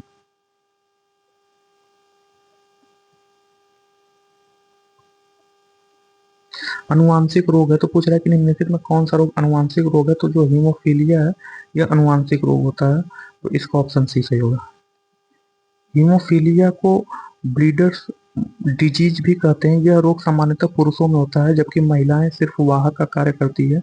हीमोफीलिया एक वंशानुगत रोग है। इस रोग में रक्तस्राव बंद नहीं होता है, जो है रक्त का थक्का नहीं बन पाता, जिससे जो है ब्लड का हमेशा बहाव होता रहता है। निम्नलिखित में कौन सा रोग अनुवांशिक रोग नहीं है? तो जो रतौंधी या विटामिन ए की कमी से होता है, तो यही रोग अनुवांशिक नहीं है। जबकि रंजकहीनता, वर्णांधता एवं हीमोफीलिया ये तीनों जो है अनुवांशिक रोग हैं। रंजकहीनता, हीमोफीलिया एवं वर्णांधता अनुवांशिक रोग है, जबकि रतौंधी अनुवांशिक रोग नहीं है। रतौंधी आंखों की एक बीमारी है। इस रोग के रोगी को दिन में तो अच्छी तरह दिखाई देता है, लेकिन रात के वक्त वह नजदीक की चीजें भी नहीं देख पाता है। रतौंधी का मुख्य कारण विटामिन ए की कमी है। हीमोफीलिया निम्न में से किसकी कमी के कारण होता है? तो पूछ रहा है कि हीमोफीलिया किसकी कमी के कारण होता है? तो वह जो थ्रोम्बोप्लास्टिन की कमी के कारण होता है, तो इसका ऑप्शन डी सही होगा, थ्रोम्बोप्लास्टिन। हीमोफीलिया अनुवांशिक रोग है जिसमें शरीर के बाहर बहता हुआ रक्त जमता नहीं है। यह बीमारी रक्त में थ्रोम्बोप्लास्टिन नामक पदार्थ की कमी से होता है। थ्रोम्बोप्लास्टिन में शीघ्र ही खून का थक्का कर देने की क्षमता होती है। खून में इसके न होने से खून का बहना बंद नहीं होता। तो जो थ्रोम्बोप्लास्टिन है इसकी उपस्थिति नहीं होने पर जो खून का बहना हुआ जमा हुआ चलता रहेगा, क्योंकि जो है थ्रोम्बोप्लास्टिन की कमी से जो है रक्त का थक्का नहीं बनता है। पूछ रहे हैं कि निम्न में कौन एक लिंग संलग्न रोग है? तो जो है वर्णांधता एवं हीमोफीलिया। जो वर्णांधता है एवं हीमोफीलिया है, यह जो लिंग संलग्न रोग है या अनुवांशिक रोग है, तो इसका जो है ऑप्शन ए एवं बी दोनों सही होगा। वर्णांधता कलर ब्लाइंडनेस एक वंशानुगत रोग है जिसमें रोगी को किसी एक या एक से अधिक रंगों का बोध नहीं हो पाता है। इस समस्या के लिए अनुवांशिक कारण ही जिम्मेदार होते हैं, जो कि जन्म के साथ ही दिखने लगते हैं। रंगों को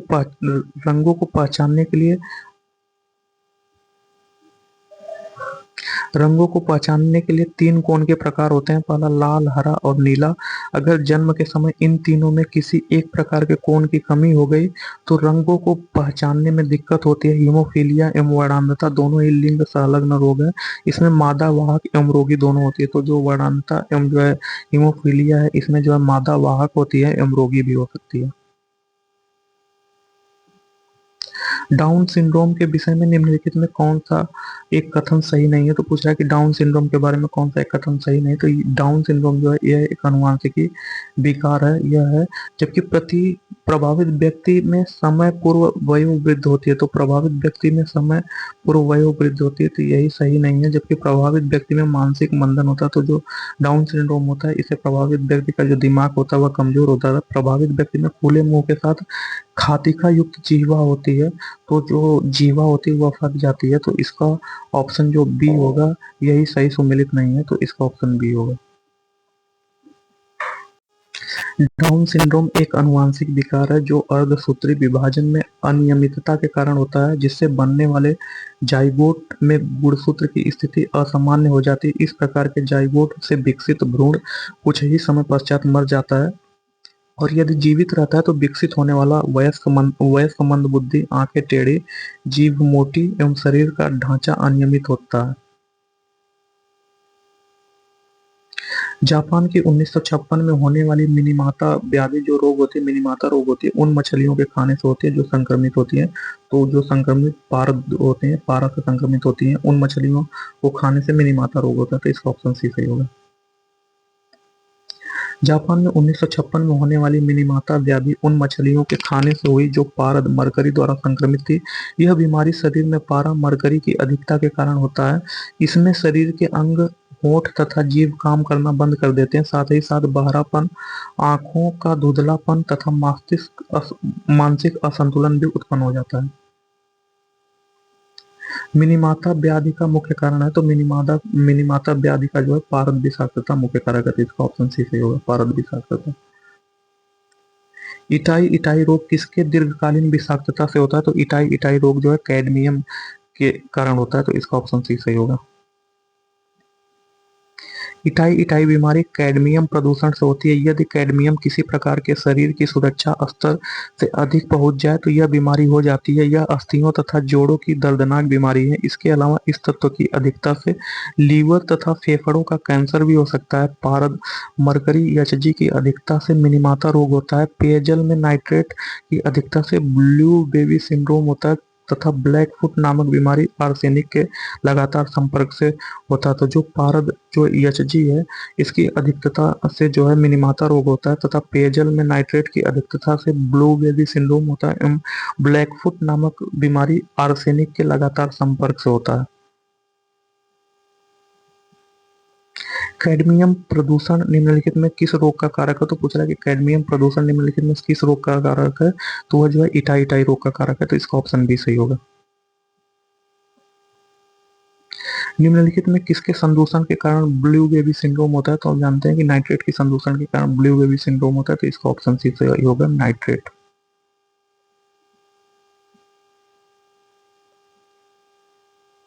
ब्लू बेबी सिंड्रोम जल में नाइट्रेट की अधिकता के कारण होता है। यह बच्चों में होने वाली बीमारी है। इस रोग में नाइट्रेट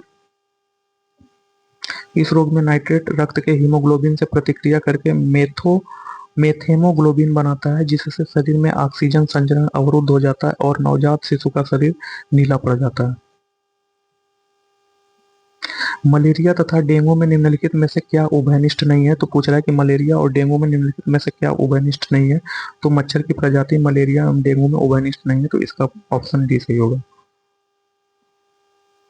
मच्छरों से फैलने वाला रोग मलेरिया जो मादा एनोफिलीज मच्छर द्वारा होता है। डेंगू बुखार क्यूलेक्स एडीज इजिप्टी के काटने से होता है, जबकि फाइलेरिया एडीज क्यूलेक्स एनाफिलीज तीनों के द्वारा होता है। अतः मलेरिया तथा डेंगू बुखार फैलाने वाले पृथक पृथक प्रजाति के मच्छर होते हैं। निम्नलिखित में कौन सा रोग प्रोटोजोआ द्वारा होता है? तो पूछ रहा है कि निम्नलिखित में ऐसा कौन सा रोग है जो प्रोटोजोआ द्वारा होता है? तो वह मलेरिया होता है। तो इसका ऑप्शन ऐसा ही होगा। मलेरिया प्लाज्मोडियम नामक परजीवी प्रोटोजोआ से होता है। यह व्यक्ति से दूसरे व्यक्ति में संक्रमण मादा एनोफिलीज मच्छर से संपन्न होता है। जब मच्छर किसी मनुष्य का रुधिर चूसती है तो रुधिर के साथ प्रोटोजोआ भी आता है और मच्छर के अंदर प्लाज्मोडियम एक जीवन चक्र 8 से 10 दिन बन जाता है। फिर किसी दूसरे मनुष्य को काटती है तो मानव के शरीर में अलैंगिक चक्र होती है। इसमें रुधिर कोशिका प्रभावित होती है।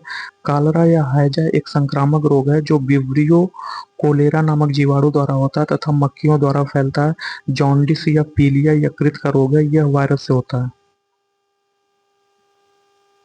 भारत में मलेरिया के 65% रोगियों के लिए निम्नलिखित में कौन परजीवी उत्तरदायी होता है? तो वह जो पी वीवैक्स परजीवी उत्तरदायी होता है।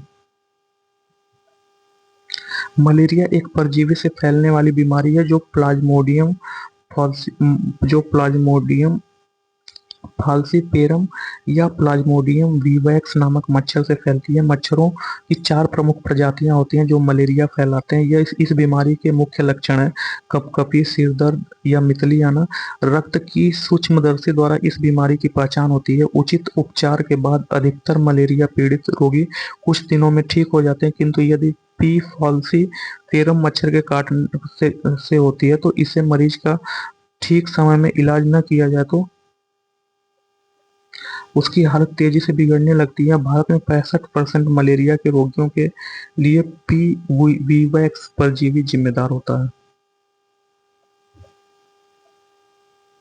निद्रा रोग, जो स्लीपिंग सिकनेस नामक बीमारी होती है वह होती है। तो जो निद्रा रोग होती है वह किसके कारण होती है? तो जो निद्राजनक रोग होता है या स्लीपिंग सिकनेस रोग होता है, यह जो है ट्रिपैनोसोमा नामक प्रोटोजोआ के कारण उत्पन्न होता है। तो यह ट्रिपैनोसोमा नामक प्रोटोजोआ के कारण उत्पन्न होता है। तो इसका ऑप्शन डी सही होगा। ट्रिपैनोसोमा नामक प्रोटोजोआ के कारण यह उत्पन्न होता है। निद्रा रोग स्लीपिंग सिकनेस ट्रिपैनोसोमा नामक प्रोटोजोआ के कारण उत्पन्न होता है। यह एक परजीवी है जो सेप्से मक्खियों के शरीर में आश्रय लेता है। इन मक्खियों के काटने से जीवाणु शरीर में प्रवेश कर जाते हैं, जिससे लसिका ग्रंथियां बढ़ जाती हैं और शरीर में दर्द तथा कमजोरी महसूस होती है। रोगी दिन में भी नींद से बोझिल मालूम पड़ता है। इसके उपचार के लिए ट्रिपरसेमाइड की सुई का पूरा कोर्स लेना चाहिए। सेरेब्रल मलेरिया किसके कारण होता है? तो पूछ रहा है कि जो सेरेब्रल मलेरिया होता है यह किसके कारण होता है? तो वह जो है यह जो प्लाज्मोडियम फाल्सीपेरम के कारण होता है। तो इसका ऑप्शन सी सही होगा। प्लाज्मोडियम फाल्सीपेरम एक प्रकार का प्रोटोजोआ है जो परजीवी होता है और यह सबसे गंभीर किस्म के मलेरिया के लिए जिम्मेदार है। इसके रोगियों में उपचार की कमी से मृत्यु या कोमा की तथा उपचार के पश्चात न्यूरोलॉजिकल क्षति की संभावना बहुत अधिक रहती है। काला जार किसके कारण होता है? तो काला जार जो है लीशमैनिया डोनोवानी के कारण होता है। तो इसका ऑप्शन ए सही होगा। लीशमैनिया डोनोवानी नामक प्रोटोजोआ के कारण काला जार रोग होता है। इस परजीवी का वाहक बालू मक्खी, इसे सैंड फ्लाई कहते हैं। ट्रिपैनोसोमा गैम्बियंस सोने की बीमारी का कारण है। ट्राइकोमोनास महिलाओं में यौन संचारित रोग का कारण है। जियार्डिया छोटी आंत में संक्रमण होता है जिसके परिणाम स्वरूप दस्त या पेट में ऐंठन हो सकती है। इसको सुमेलित करना, सूची 1 को सूची 2 से सुमेलित कीजिए। तो इसको जो है हमें सुमेलित करना सूची 1 को एवं सूची 2 से। तो जो काला जार होता है यह जो है काला जार जो है सैंड मक्खी या बालू मक्खी के कारण होता है। तो ए का जो है 3 होगा। तो निद्रा रोग, जो निद्रा रोग होता है यह सीसी मक्खी के कारण होता है। तो निद्रा रोग सीसी मक्खी के कारण होता है। तो बी का 1 होगा। डेंगू ज्वर हम लोग जानते हैं दोस्तों, डेंगू ज्वर जो होता है यह जो है एडिस मच्छर के कारण होता है। तो डेंगू ज्वर एडिस मच्छर के कारण होता है। तो सी का 4 होगा। फिर हाथी पांव रोग, इसमें जो है पांव जो है हाथी के जैसा फूल जाता है। तो यह जो है क्यूलेक्स मच्छर के कारण होता है। तो डी का 2 होगा। तो डी का 2 होगा। तो 3 1 4 2, तो 3 1 4 2 इसमें देखते हैं कौन सा सही है। तो 3 1 4 2 इसका ऑप्शन ही सही है। तो इसका ऑप्शन एक सही है, 3 1 4 2।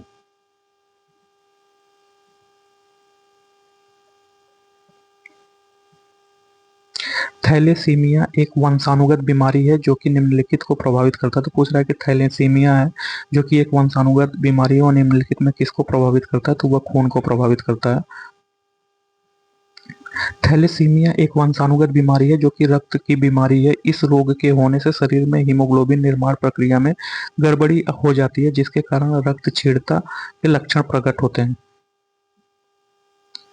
ल्यूकेमिया एक प्रकार का कैंसर है जिसमें असाधारण बढ़ोतरी होती है। तो ल्यूकेमिया जो एक प्रकार का कैंसर है, तो ल्यूकेमिया को कैंसर कहते हैं जो जिसमें असाधारण बढ़ोतरी होती है। तो वह किस चीज की बढ़ोतरी होती है? तो वह जो है श्वेत रक्त कोशिकाओं की संख्या में बढ़ोतरी होती है। तो जो WBC होती है, व्हाइट ब्लड कार्पल्स, उनकी संख्या में बढ़ोतरी होती है ल्यूकेमिया में। तो इसका ऑप्शन भी सही है। श्वेत रक्त कोशिकाएं शरीर में रोग प्रतिरोधी क्षमता के विकास हेतु उत्तरदायी होती हैं। इनमें असामान्य वृद्धि ल्यूकेमिया या जिसे रक्त कैंसर कहते हैं होता है। श्वेत रुधिर कणिकाओं में ल्यूकोसाइट्स भी कहते हैं। तो जो श्वेत रक्त रुधिर कणिकाएं होती हैं उनको ल्यूकोसाइट्स भी कहते हैं। ये अनियमित आकार के केंद्रक युक्त तथा हीमोग्लोबिन होती है। इनकी संख्या लाल रुधिर कणिकाओं आरबीसी की अपेक्षा बहुत कम होती है। मनुष्य के शरीर में इनकी संख्या 5 से 9,000 होती है। इसमें पाया जाने वाला लिम्फोसाइट एंटीबॉडी के निर्माण में भाग लेता है। सेरिब्रल सेरिब्रल पॉलिसी एक मस्तिष्क संबंधी बीमारी है जो सामान्यतः पाया जाता है। तो जो सेरिब्रल पॉलिसी है यह जो है मस्तिष्क संबंधी बीमारी है, यह छोटे बच्चों में पाया जाता है। तो इसका ऑप्शन सी सही होगा। सेरिब्रल पॉलिसी एक मस्तिष्क संबंधी बीमारी है जो सामान्यतः छोटे बच्चों में पाया जाता है। यह एक प्रकार की मानसिक रुग्णता से संबंधित है। सेरिब्रल पॉलिसी से 3 साल से अधिक उम्र के 1,000 में से लगभग 2 से 3 बच्चे ग्रस्त होते हैं।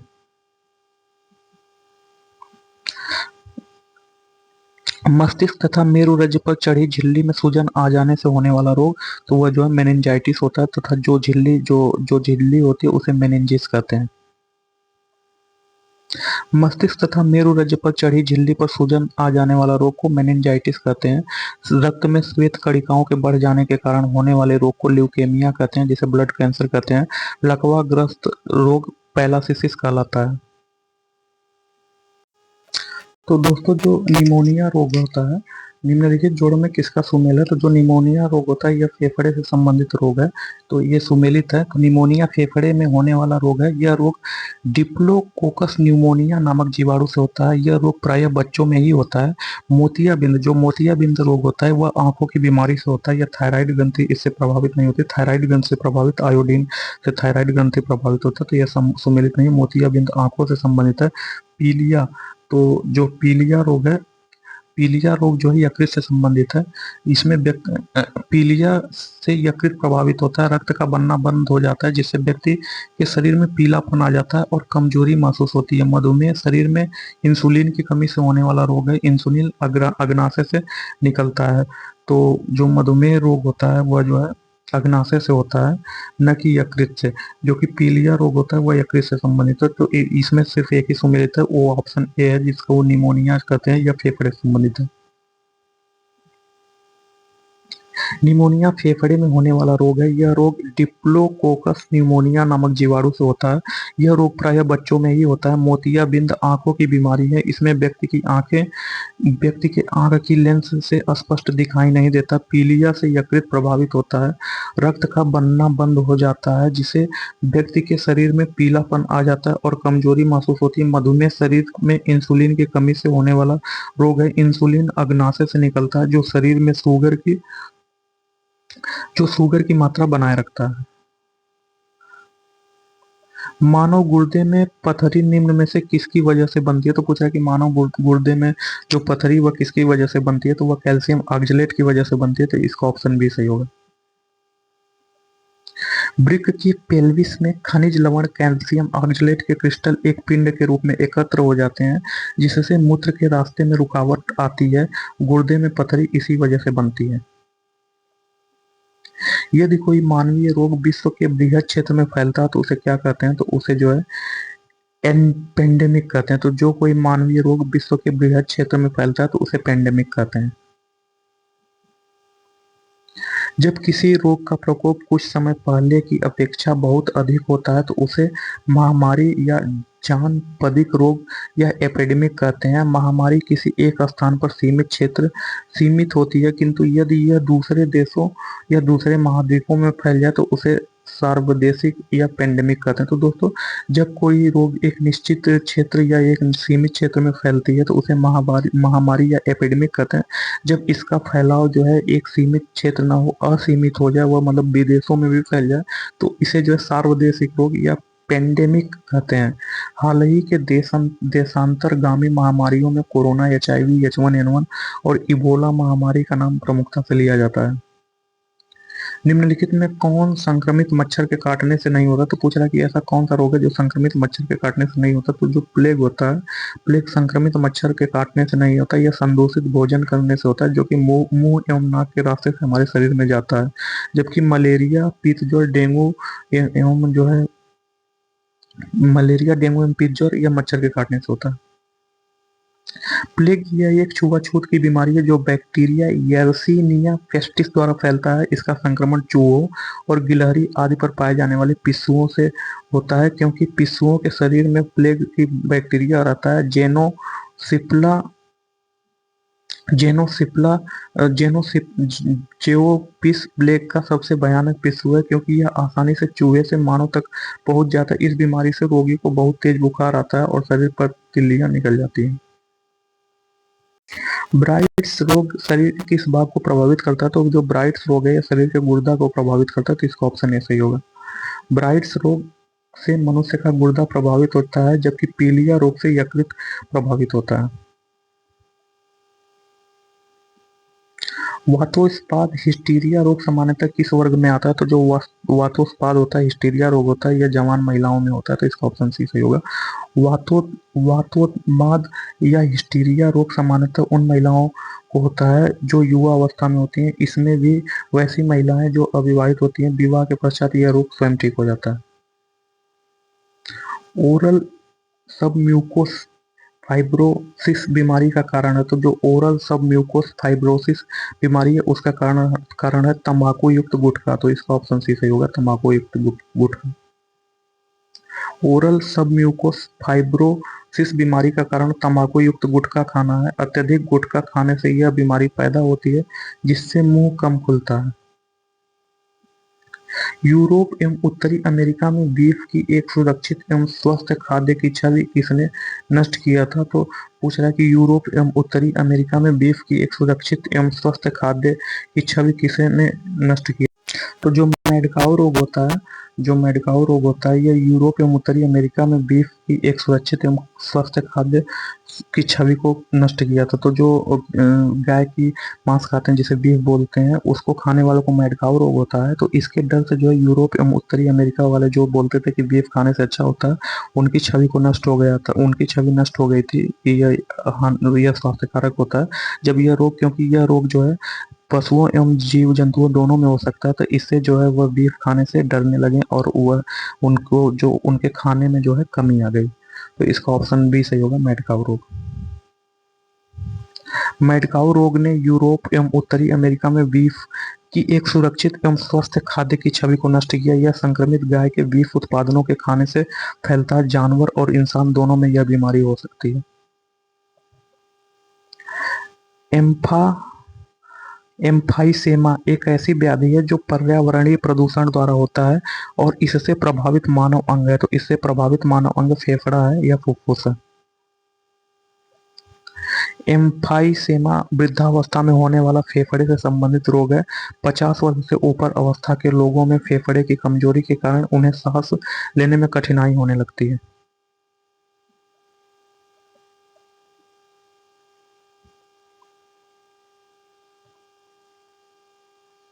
जब डॉक्टर किसी को कहता है कि उसे टेट्राप्लेजिया हो गया है, तो उसका आशय होता है कि उसे पक्षाघात हो गया है।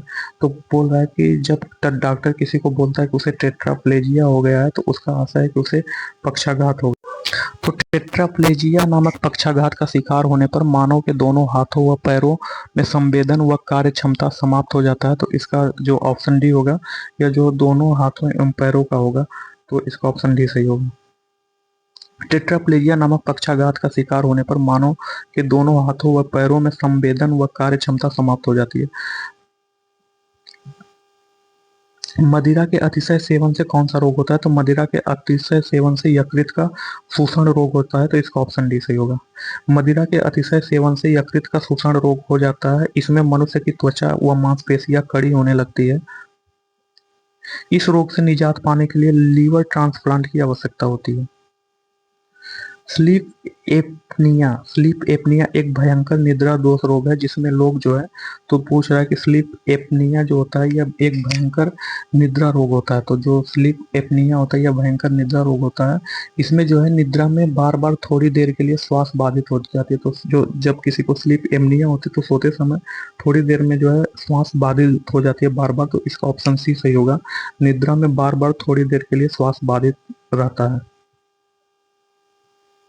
स्लीप एपनिया एक भयंकर निद्रा दोष है जिसमें निद्रा में बार बार थोड़ी देर के लिए श्वास बाधित होता रहता है, जिसके कारण कभी कभी रोगी की मृत्यु हो जाती है। मिलावटी सरसों के तेल के पके भोजन को खाने वाले लोगों में से होने वाली खतरनाक ड्रापसी का कारण निम्न में से कौन सा एक नहीं हो सकता। तो पूछ रहा है कि जो मिलावटी सरसों है उसके तेल से पके भोजन खाने वाले लोगों में होने वाली खतरनाक ड्रापसी का कारण निम्न में से कौन सा एक नहीं हो सकता है। तो जो है आर्जीमोन तेल मिलावट से यह होता है।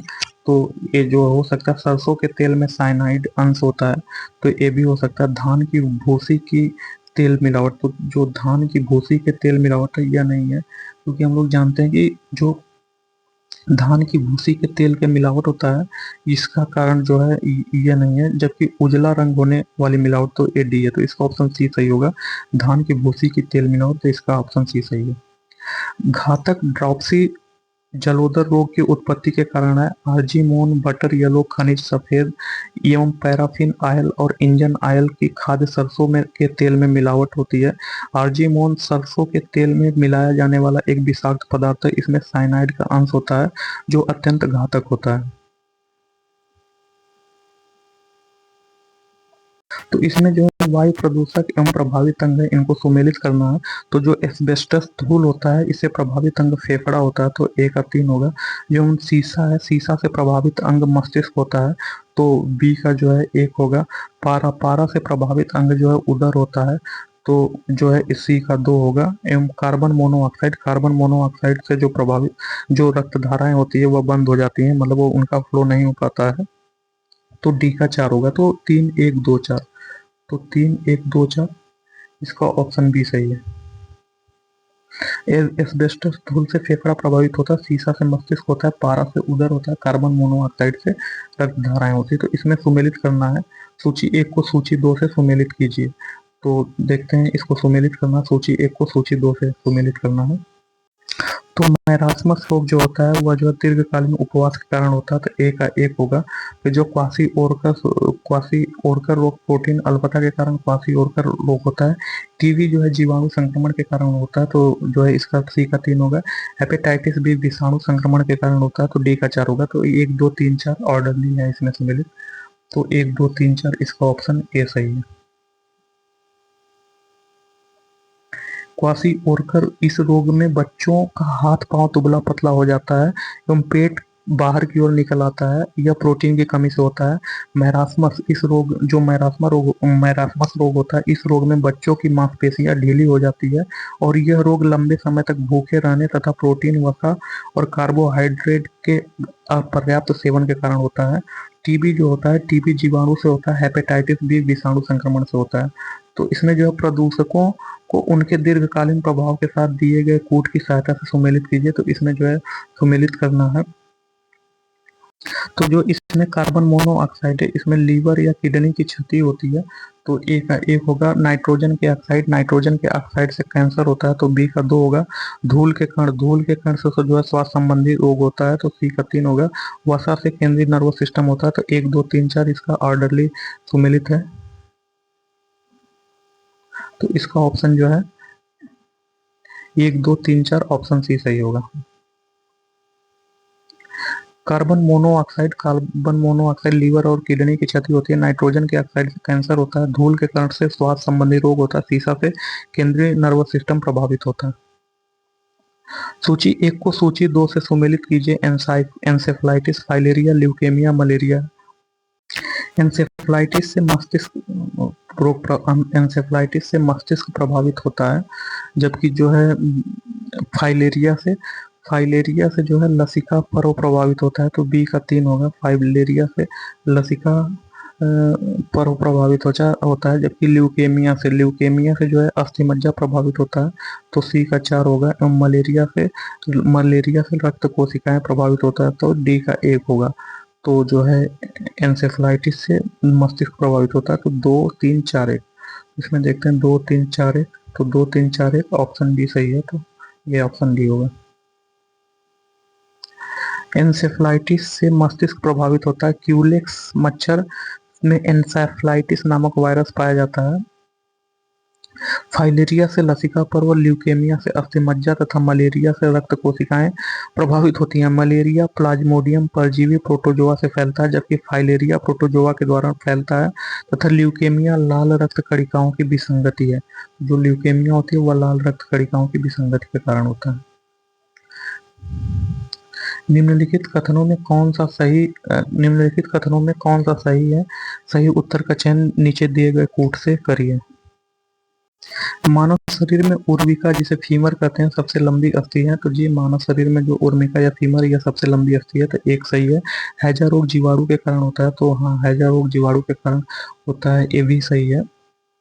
तथा जो है एथलीट फुट रोग विषाणु के कारण होता है, तो इसका जो है एथलीट फुट रोग विषाणु के कारण नहीं होता है।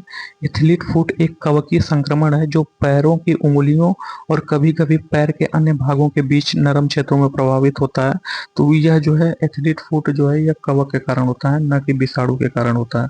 तो 1 और 2 सही है, तो इसका ऑप्शन 1 एवं 2 सही है, तो इसका ऑप्शन सी सही होगा। फीमर घुटने से कूल्हे तक फैली हुई शरीर की सबसे लंबी एवं मजबूत हड्डी है। हैजा, जिसे एशियाई महामारी के रूप में भी जाना जाता है, यह संक्रामक रोग है जो विब्रियो कॉलेरा नामक जीवाणु के कारण होता है। एथलीट फुट एक कवकीय संक्रमण है जो कि पैर की उंगलियों और कभी कभी पैर के अन्य भागों के बीच नरम क्षेत्रों में प्रभावित होता है। निम्नलिखित में कौन सा सुमेलित नहीं है? तो इसमें देखना है कि कौन सा सुमेलित नहीं है। तो इसमें पूछ रहा है कि कौन सा सही सुमेलित नहीं है? तो स्वर प्रतिरक्षित रोग संधिवात संधिशोथ के कारण होता है, यह सुमेलित है। अनुवांशिक रोग, दोस्तों अनुवांशिक रोग 6 रोग नहीं होता है। अनुवांशिक रोग हीमोफीलिया होती है। 6 रोग जो है यह एक तपेदी या 6 रोग ये एक जीवाणु जनित संक्रामक रोग है, जो कि न कि अनुवांशिकी रोग है। उल्लेखनीय है कि अनुवांशिकी रोग उसे कहा जाता है जो पीढ़ी दर पीढ़ी संचालित होता है। तो इसका जो है ऑप्शन बी यही सुमेलित नहीं है। नेक्स्ट क्वेश्चन, फुफ्फुस करपासता आमतौर पर पाई जाने वाली बीमारी है। तो जो फुफ्फुस करपासता है यह आमतौर पर जो वस्त्र उद्योग के श्रमिकों में पाई जाती है, तो इसका ऑप्शन सी सही होगा। वस्त्र उद्योग के श्रमिकों में फुफ्फुस करपासता रोग आमतौर पर पाई जाती है। इस रोग से ग्रस्त मनुष्य फुफ्फुस ऊतकों की क्षय के कारण निश्चित ऑक्सीजन को अवशोषित नहीं कर पाता, जिससे ऑक्सीजन के सामान्य परिमाण में रुधिर संतृप्त नहीं हो पाता और इसकी क्षति की पूर्ति के लिए श्वसन दर की संख्या बढ़ जाती है। निम्नलिखित में कौन सा रोग वायरस विषाणु के द्वारा नहीं होता? तो पूछ रहा है कि निम्नलिखित में ऐसा कौन सा रोग है जो वायरस या विषाणु के कारण नहीं होता है? तो हमें उस रोग को बताना जो वायरस या विषाणु के कारण नहीं होता। तो जो क्षय रोग होता है यह यक्ष्मा, जिसे क्षय रोग को यक्ष्मा या तपेदिक या टीबी कहते हैं या ट्यूबरकुलोसिस रोग कहते हैं, यह जीवाणु बैक्टीरिया के द्वारा होता है। जीवाणु से होने वाले अन्य कुष्ठ रोग सिफिलिस, डिप्थीरिया, निमोनिया, प्लेग एवं काली खांसी होती है। तो जो क्षय रोग होता है इसका ऑप्शन यह जो वायरस के कारण नहीं होता, जबकि पोलियो, चेचक, एड्स ये वायरस के कारण होता है। तो इसका ऑप्शन सी सही होगा। निम्नलिखित में से क्या जीवाणु द्वारा नहीं होता? तो पूछ रहा है कि निम्नलिखित में कौन सा जीवाणु द्वारा नहीं होता? जो खसड़ा होता है यह जीवाणु द्वारा नहीं होता, जबकि कुष्ठ, टिटनेस, प्लेग यह जीवाणु के द्वारा होता है। खसरा जीवाणु द्वारा नहीं होता। मानव शरीर में जीवाणुओं द्वारा होने वाले प्रमुख रोग एंथ्रेक्स, सुजाक, प्लेग, टिटनेस, कुष्ठ, रूमेटिक ज्वर, टीबी, टाइफाइड, हैजा, डिप्थीरिया, निमोनिया, रिकेट्स, सिफिलिस, काली खांसी आदि है, जबकि विषाणु से होने वाली बीमारियां रेबीज, खसरा, herpes, meningitis, hepatitis, trachoma, polio, AIDS, चेचक, डेंगू, ज्वर, गलसुआ, इन्फ्लुएंजा आदि है। मधुमेह के रोगी में निम्न में से कौन सा लक्षण होता है? तो पूछ रहा है कि मधुमेह के रोगी में निम्न में से कौन सा लक्षण होता है? तो मधुमेह के रोगी में जो है केवल प्यास का अधिक लगना। तो जब मधुमेह का रोगी होता है तो उससे जो है उसमें प्यास का अधिक लगता है। केवल पेशाब का अधिक होना, तो पेशाब भी अधिक होते, केवल भूख का अधिक लगना, तो ये भी सही है। तो उपरोक्त सभी सही है, तो इसका ऑप्शन डी सही होगा, उपयुक्त सभी।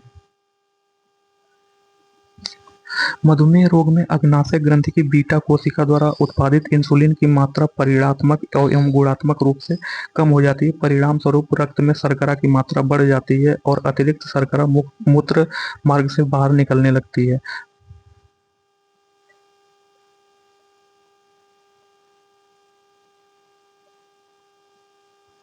निम्नलिखित में कौन सा युग्म सुमेलित है? तो पूछ रहा है कि निम्नलिखित में ऐसा कौन सा युग्म है जो कि सुमेलित है।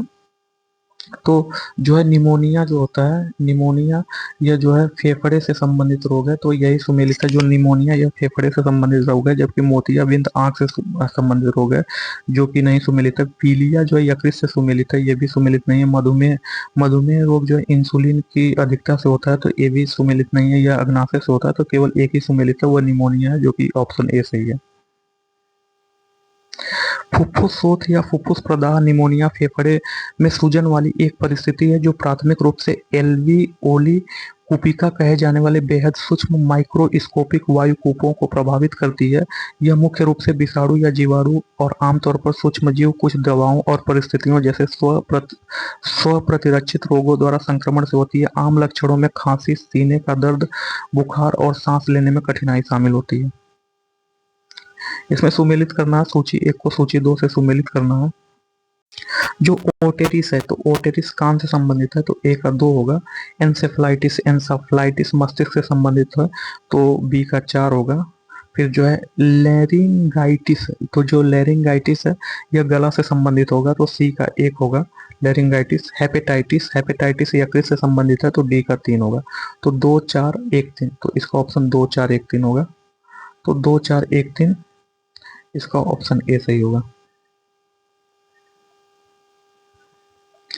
इसमें जो है सुमेलित करना है, तो मलेरिया, कालाजार, डेंगू, एंसेफ्लाइटिस। तो मलेरिया, कालाजार, डेंगू, एंसेफ्लाइटिस। तो जो मलेरिया दोस्तों होता है वह एनाफिलीज के कारण होता है, तो एक का जो है बी होगा। मलेरिया एनाफिलीज के कारण होता है, तो एक का बी होगा। कालाजार, जो कालाजार होता है वो सैंड फ्लाई बालू मच्छर के कारण होता है, तो जो है दो का सी होगा। डेंगू, डेंगू जो होता है चीता टाइगर मच्छर के कारण होता है, तो तीन का डी होगा। फिर जो है एंसेफ्लाइटिस, एंसेफ्लाइटिस जो है क्यूलेक्स मच्छर के कारण होता है, तो चार का ए होगा। तो जो है इसका जो है बी सी डी ए, तो इसमें देखते हैं कि बी सी डी ए कौन सा है। मतलब बी का मतलब जो है दो है, सी का मतलब तीन है, डी का मतलब चार है, और इसका ए का मतलब एक है। तो दो तीन चार एक, तो दो तीन चार एक जो है इसका ऑप्शन सी सही को मिला था। तो ए बी। तो मलेरिया एनाफिलिस से होता है, कालाजार सैंड फ्लाई से होता है, बालू मच्छर, डेंगू चीता टाइगर मच्छर से होता है, एंसेफ्लाइटिस क्यूलेक्स से होता है। असुमेलित जोड़े की पहचान करिए, तो पूछ रहा है कि असुमेलित जोड़ा कौन सा है, उसकी पहचान करना है। तो दोस्तों जो इटाई इटाई होता है वह कैडमियम प्रदूषण से होता है, तो यह सुमेलित है। एवं जो है मिनीमाता रोग पारा प्रदूषण से होता है, ये भी सुमेलित है। जबकि नौकनी सिंड्रोम जो होता है, जो नौकनी रोग होता है, यह सीसा प्रदूषण से नहीं होता है। तो जो नौकनी रोग होता है यह सीसा प्रदूषण के कारण नहीं होता है, यह रोग फ्लोराइड के कारण होता है। जो नौकनी रोग होता है यह फ्लोराइड के कारण होता है,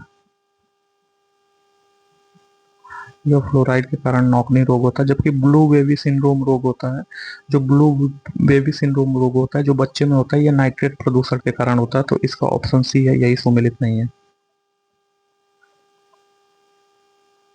निम्नलिखित में से किस रोग का प्रतिजैविक द्वारा निदान नहीं किया जा सकता?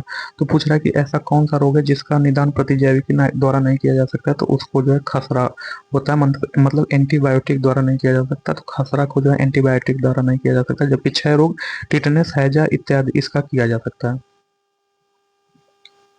तो क्षय रोग, टिटनेस, हैजा, डिप्थीरिया, सिफिलिस, कुष्ठ रोग आदि सभी जीवाणु बैक्टीरिया से होने वाली बीमारियां हैं जिनका निदान प्रतिजैविकी एंटीबायोटिक के द्वारा किया जा सकता है। जबकि खसरा एक विषाणु वायरस जनित रोग है जिसका निदान प्रतिजैविकी एंटीबायोटिक द्वारा नहीं किया जा सकता। निम्नलिखित में कौन सा अनुवांशिक रोग नहीं है? तो पूछ रहा है कि ऐसा कौन सा रोग है जो अनुवांशिक रोग नहीं है, तो जो रतौंधी है या विटामिन ए की कमी से होता है, यही अनुवांशिक रोग नहीं है। जबकि रंजकहीनता, हीमोफीलिया एवं वर्णांधता यह वो अनुवांशिक रोग है। सल्फा ड्रग निम्नलिखित में किस प्रकार की औषधि है? तो पूछ रहा है कि जो सल्फा ड्रग है जो सल्फा ड्रग है वह निम्नलिखित में से किस प्रकार की औषधि है? तो जो सल्फा ड्रग है वो जीवाणु है, तो एंटीबैक्टीरियल औषधि को सल्फा ड्रग्स बोलते हैं, तो इसका ऑप्शन ए सही होगा। सल्फा ड्रग्स प्रतिजीवाणुकारक औषधि है। सल्फा ड्रग को सल्फोनामाइड भी कहते हैं। कोविड-19 को दिया जाने वाला सिनोवैक है, तो कोविड-19 को दिया जाने वाला सिनोवैक जो है संपूर्ण वायरस का टीका है, तो इसका ऑप्शन सी सही होगा। तो इसका ऑप्शन सी सही होगा। तो चूंकि दोस्तों ये जो यूपीपीसीएस 2022 में पूछा गया है। कोविड-19 के लिए दिया जाने वाला टीका सिनोवैक संपूर्ण टीका है। सिनोवैक वैक्सीन चीन पर आधारित बायो फार्मास्यूटिकल कंपनी सिनोवैक द्वारा कोविड-19 के लिए विकसित किया गया है। स्टेटिन, जिसका प्रयोग रक्त में कोलेस्ट्रॉल स्तर कम करने हेतु होता है, उत्पन्न किया जाता है। तो जो स्टेटिन है इसका प्रयोग रक्त में कोलेस्ट्रॉल स्तर कम करने हेतु होता है। तो यह जो है तो यह होता है स्टे या खमीर से। तो जो स्टेटिन है जिसका प्रयोग रक्त में कोलेस्ट्रॉल स्तर कम करने हेतु होता है, तो इसका यह उत्पन्न होता है स्टे या खमीर से। स्टेटिन, जिसका प्रयोग रक्त में कोलेस्ट्रॉल स्तर कम करने हेतु मोनोस्कस परप्यूरियस खमीर ईस्ट से उत्पन्न किया जाता है। स्टेटिन रक्त में हाई कोलेस्ट्रॉल का लेवल कम करने के लिए प्रयोग की जाने वाली दवा है। इसका काम गैर जरूरत कोलेस्ट्रॉल को शरीर से बाहर निकालना। स्टेटिन कोलेस्ट्रॉल कम करने के लिए इस्तेमाल की जाने वाली सबसे आम दवा है। प्रतिरक्षी प्रोटीन जो कोशिकाओं की विषाणु संक्रमण से रक्षा करता है। तो पूछ रहा है कि ऐसा प्रतिरक्षी प्रोटीन जो कोशिकाओं की विषाणु संक्रमण से रक्षा करता है, तो वह जो है इंटरफेरॉन है। तो इसका ऑप्शन बी सही होगा, इंटरफेरॉन।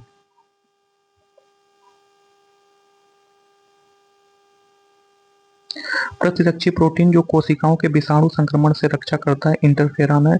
जब एक वायरल संक्रमण द्वारा शरीर की कोशिकाओं पर हमला किया जाता है, तो कोशिकाएं इसके जवाब में इंटरफेरॉन नामक एंटीवायरल प्रोटीन का उत्पादन करती है। इंटरफेरॉन संक्रमित और मरने वाले मेजबान कोशिकाओं से रिलीज किया जाता है। इंटरफेरॉन जीवित कोशिकाओं को वायरस के संक्रमण के लिए प्रतिरोधी बना देता है। बुखार इंटरफेरॉन के उत्पादन को बढ़ाता है। मनुष्यों में इंटरफेरॉन 3 समूहों के होते हैं।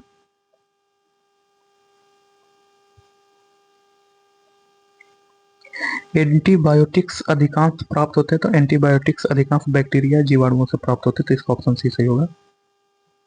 एंटीबायोटिक्स अधिकांशतः जीवाणुओं से प्राप्त होते हैं।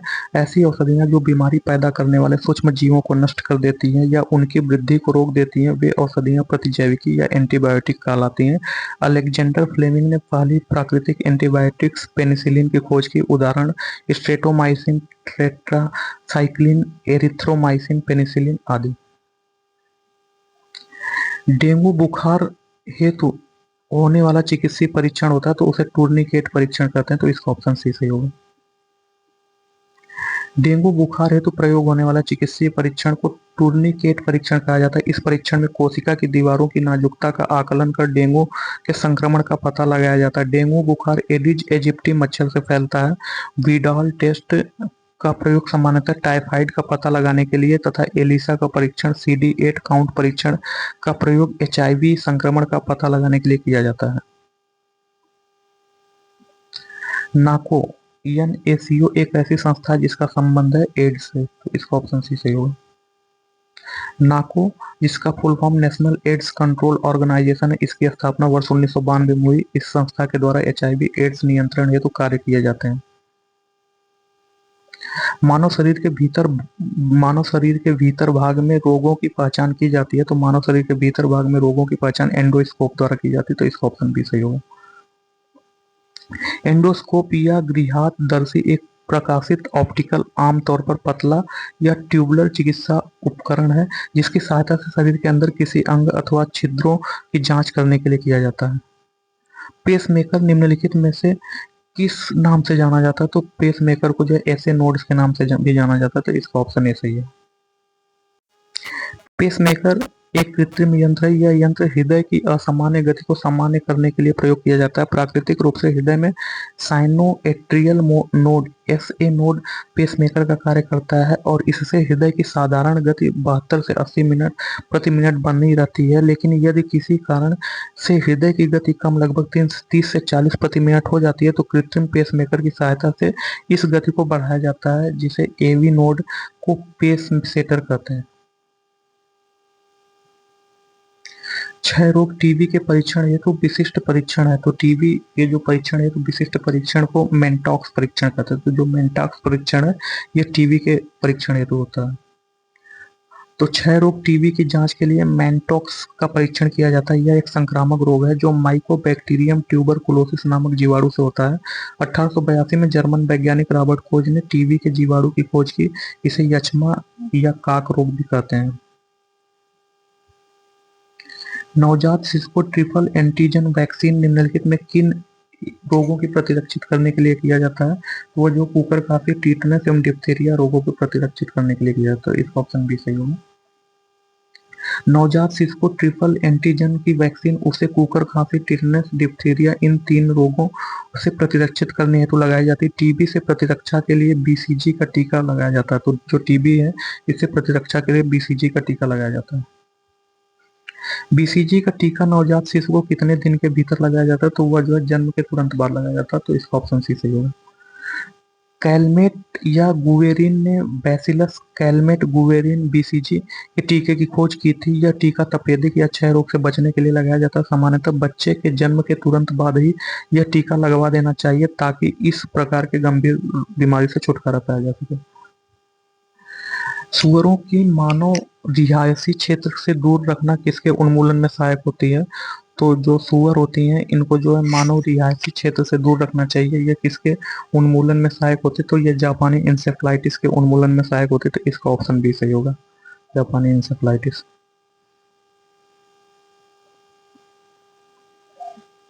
सूअरों को मानव रिहायशी क्षेत्र से दूर रखना जापानी इंसेफ्लाइटिस के उन्मूलन में सहायक होती है। इनके वायरस एनजूटी चक्र के अंतर्गत मच्छर एवं कुछ कशेरुकी जैसे पालतू सूअर और पक्षियों के बीच पहुंचते रहते हैं। निम्नलिखित रसायनों में कौन सा एक मधुमेह रोगी डायबिटिक व्यक्तियों के लिए दिया जाने वाला कृत्रिम मधुरक है? तो वह जो है एस्पार्टेम है। तो इसका ऑप्शन ही सही होगा, एस्पार्टेम। एस्पार्टेम एक कृत्रिम मधुरक है जिसमें सैकेराइड उपस्थित नहीं होता। यह मधुमेह रोगी व्यक्तियों को शुगर की जगह दिया जाता है। इसे सर्वप्रथम न्यूट्रा स्वीट के ब्रांड नाम से बाजार में लाया गया था। कोरोनरी धमनी बाईपास सर्जरी में जो रक्तवाहिका ग्राफ्ट हेतु प्रयोग में लाई जाती है वह है, तो वह जो है तो जो है पाँव से ली गई सिरा ये नहीं है। अग्रहस्त से ली गई धमनी ये भी नहीं है। सीने छाती के वक्षस्थान में ली गई धमनी ये भी नहीं है। इनमें से कोई नहीं, यही सही है। तो हृदय धमनी के अवरुद्ध होने पर शल्य क्रिया द्वारा शरीर के प्राय छाती के अंदर से मेमोरी धमनी या हाथ से रेडियल धमनी या पैर से सैफेनस वेन निकालकर उस धमनी के समानांतर जोड़ दिया जाता है जो अवरुद्ध हो गई हो। इससे रक्त प्रवाह सामान्य हो जाता है। यह क्रिया बाईपास सर्जरी कहलाती है। तो इसका ऑप्शन डी हो गया, इनमें से कोई नहीं। एक बार देख लेते हैं। हृदय धमनी के अवरुद्ध होने पर शल्य क्रिया द्वारा शरीर के प्राय छाती के अंदर मेमोरी धमनी या हाथ से रेडियल धमनी या पैर से सैफनस वेन निकालकर उस धमनी के समानांतर जोड़ दिया जाता है जो अवरुद्ध हो गई हो। उससे रक्त प्रवाह सामान्य हो जाता है। यह क्रिया बाईपास सर्जरी कहलाती है। कुनैन के अतिरिक्त निम्नलिखित में कौन एक शाकीय औषधि मलेरिया के उपचार के लिए प्रयोग किया जाता है? तो पूछ रहा है कि कुनैन के अतिरिक्त निम्नलिखित में से कौन एक शाकीय औषधि मलेरिया के उपचार के लिए प्रयोग किया जाता है? तो वह आर्टीथर है। तो इसका ऑप्शन ए सही होगा, आर्टीथर। कुनैन के अतिरिक्त मलेरिया के शाकीय औषधि आर्टीथर प्रयोग की जाती है। सिनकोना पौधे की छाल से कुनैन निर्माण किया जाता है। तो नेक्स्ट क्वेश्चन है, सिनकोना की छाल से प्राप्त औषधि सिनकोना की छाल से प्राप्त औषधि को मलेरिया के उपचार के लिए प्रयुक्त किया जाता है। जिस कृत्रिम औषधि ने इस प्राकृतिक उत्पाद को प्रतिस्थापित किया है तो उसे क्लोरोक्विन कहते हैं। तो इसका ऑप्शन बी सही होगा, क्लोरोक्विन।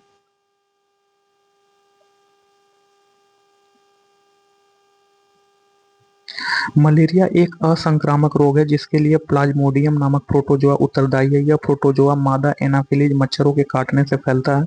सिनकोना की छाल से मलेरिया रोग के उपचार के लिए कुनैन नामक औषधि बनाई जाती है। टेट्रासाइक्लिन यह एक एंटीबायोटिक औषधि है जो बुखार के साथ दर्द आदि में प्रयोग होती है।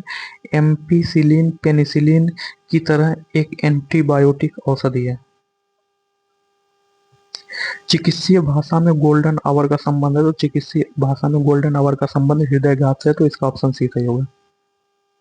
चिकित्सीय भाषा में गोल्डन आवर का तात्पर्य हृदयघात से वस्तुतः यह आकस्मिक चिकित्सा से संबंधित है।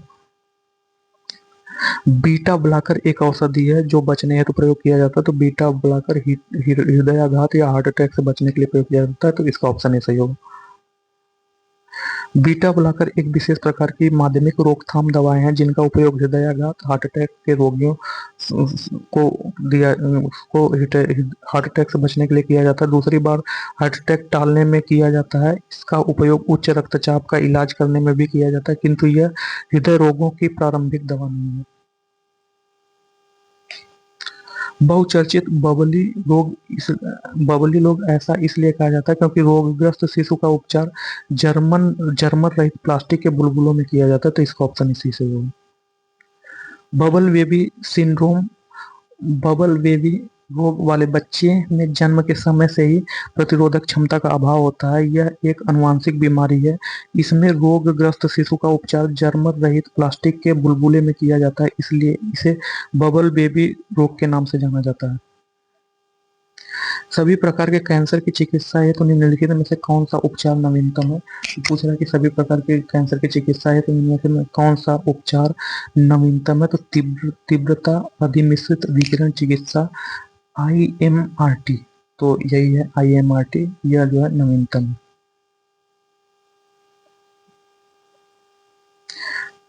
तीव्रता अधिमिश्रित विकिरण चिकित्सा अर्थात IMRT सभी प्रकार के कैंसर की चिकित्सा हेतु नवीनतम उपचार प्रणाली है। विकिरण देने के लिए कई छोटे बीम या बीमलेट्स का प्रयोग करके एक रैखिक त्वरक या IMRT वितरित किया जाता है। मलेरिया निदान हेतु आर्टीथर नामक औषधि प्राप्त होती है, तो मलेरिया निदान हेतु आर्टीथर नामक औषधि बीजीय पादप से प्रदान होती है, तो इसका ऑप्शन ए सही होगा। मलेरिया निदान हेतु आर्टीथर नामक की औषधि एक बीजी पौधे से ही प्राप्त की जाती है। मलेरिया रोग का कारण मलेरिया परजीवी प्लाज्मोडियम यह मादा एनाफिलीज मच्छर के काटने से होता है। इसमें झिल्ली और RBC प्रभावित होता है। कवक पण रहित, संकेंद्रीय और संवहन उत्तक रहित थैलोफाइटा जीवाणु एक प्रकार का जीव है जो नाइट्रोजन के स्थिरीकरण और दूध से दही बनाने आदि में प्रयोग किया जाता है। मलेरिया की दवा सिनकोना की छाल का कृत्रिम विकल्प है, तो वह जो है क्लोरोक्विन है, तो इसका ऑप्शन भी सही है। सिनकोना की छाल से कुनैन नामक औषधि प्राप्त की जाती है जो मलेरिया ज्वर की दवा है। क्लोरोक्विन मलेरिया को रोकने और उसके इलाज के लिए प्रयोग किए जाने वाले एक दवा है। मलेरिया के कुछ प्रकार प्रतिरोधी उपभेदों एवं जटिल मामलों में आमतौर पर कुछ अतिरिक्त दवा की आवश्यकता होती है। मलेरिया रोग की प्रभावी औषधि कुनैन का निष्कर्षण होता है, तो वह सिनकोना की छाल से होता है, तो इसका ऑप्शन भी सही होगा। समुद्री घास निम्नलिखित तत्व का मुख्य तथा महत्वपूर्ण स्रोत है, तो वह जो है आयोडीन का है, तो इसका ऑप्शन ए सही होगा। समुद्री घास आयोडीन का महत्वपूर्ण स्रोत है।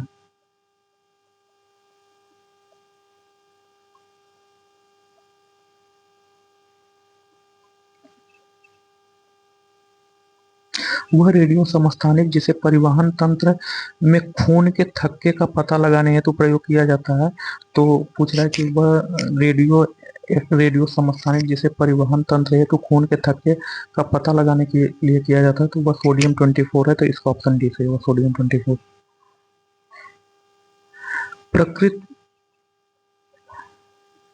प्रकृति में कुछ ऐसे तत्व हैं जो स्वतः विघटित होते रहते हैं, उन्हें रेडियो एक्टिव तत्व कहते हैं। जैसे रेडान जो सक्रिय गैस है जो प्रकृति में नहीं पाई जाती, यह उच्च रेडियो एक्टिव तत्व है जिसका शीघ्रता से क्षय हो जाता है। इसका उपयोग कैंसर की शल्य चिकित्सा में किया जाता है। कुछ रेडियो एक्टिव समस्थानिक का उपयोग है, जैसे सोडियम 24 का परिसंचरण तंत्र में रक्त के थक्के का पता लगाने में किया जाता है। फास्फोरस 32 रुधिर की खराबी से उत्पन्न रोगों तथा ल्यूकेमिया के उपचार के लिए किया जाता है। आयोडीन 131 थायराइड ग्रंथि का विकार ज्ञात करने में किया जाता है।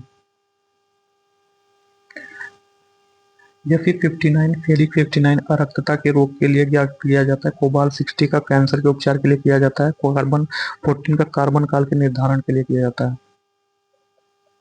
रक्त कैंसर जिसे ल्यूकेमिया कहते हैं, बीमारी की रोकथाम के लिए प्रयोग किया जाने वाला रेडियो समस्थानिक है, तो वह फास्फोरस 32 है, तो इसका ऑप्शन सी सही होगा। रक्त कैंसर ल्यूकेमिया की बीमारी से रोकथाम के लिए फास्फोरस 32 नामक रेडियो समस्थानिक का प्रयोग किया जाता है। जबकि आयोडीन 131 थायराइड ग्रंथि सक्रियता, सोडियम 24 रक्त व्यक्तिक्रम, कोबाल्ट 60 कैंसर तथा आर्सेनिक 74 ट्यूमर की पहचान के लिए किया जाता है। ट्यूमर संचरित करने में प्रयुक्त रेडियो समस्थानिक है, तो वह जो है आर्सेनिक 74 है, तो इसका ऑप्शन ए सही होगा। हमें सूची 1 को सूची 2 से सुमेलित करना है, तो ये क्वेश्चन नंबर 141, इसमें जो है सूची 1 को सूची 2 से जो है सुमेलित करना है। तो आर्सेनिक 74 से ट्यूमर होता है, तो ए का 3 होगा। कोबाल्ट 60 से जो है कैंसर होता है, तो बी का जो है 4 होगा। तथा आयोडीन 131 से जो है थायराइड ग्रंथि की सक्रियता बढ़ जाती है, तो सी का 1 होगा। एवं सोडियम 24 से रक्त व्यतिक्रम होता है, तो डी का 2 होगा। तो 3 4 1 2, तो देखते हैं 3 4 1 2 किसमें है। तो 3 4 1 2 ऑप्शन सी में है।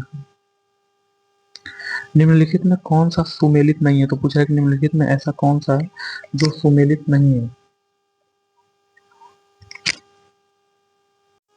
तो जो कोबाल्ट 60 है, कोबाल्ट 60 शरीर के अंतरंग के अर्बुद का उपचार करने के लिए किया जाता है, सुमेलित है। आयोडीन 131 का थायराइड अर्बुद के उपचार के लिए किया जाता है, ये भी सही है। फास्फोरस 32 श्वेत रक्तता का उपचार करने के लिए किया जाता है, जबकि 198 रेटिना 200 का उपयोग करने के लिए नहीं किया जाता है। जो गोल्डन 198 है, यह प्रोस्टेट कैंसर के लिए उपयोग किया जाता है, तो जो प्रोस्टेट कैंसर है उसके लिए जो है 198 गोल्ड का उपयोग किया जाता है, तो यही सही सम्मिलित नहीं है, तो इसका ऑप्शन डी सही होगा।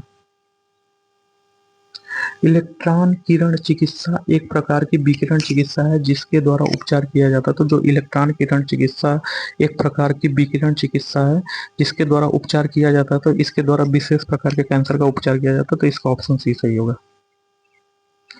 इलेक्ट्रॉन किरण चिकित्सा एक प्रकार की विकिरण चिकित्सा है, इससे कैंसर का उपचार किया जाता है। कोशिकाओं में असामान्य वृद्धि को कैंसर कहते हैं।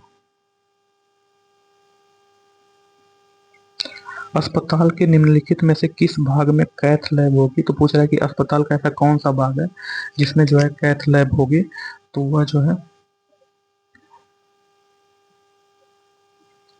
अस्पताल में जो कार्डियोलॉजी विभाग होती है, उसी को जो है कैथ लैब कहते हैं, तो इसका ऑप्शन सी सही होगा, कार्डियोलॉजी विभाग में। अस्पताल में जो कार्डियोलॉजी विभाग होती है में कैथ लैब होती है, यह एक परीक्षण कक्ष है जिसमें डायग्नोस्टिक इमेजिंग उपकरण होते हैं जो दिल की धमनियों और कक्षों की कल्पना करते हैं और किसी भी असामान्यता का इलाज करते हैं। निम्नलिखित में किसे के जांच के लिए एलिसा परीक्षण किया जाता है, तो जो एड्स होता है इसके जांच के लिए एलिसा परीक्षण किया जाता है, तो इसका ऑप्शन डी सही होगा, एड्स।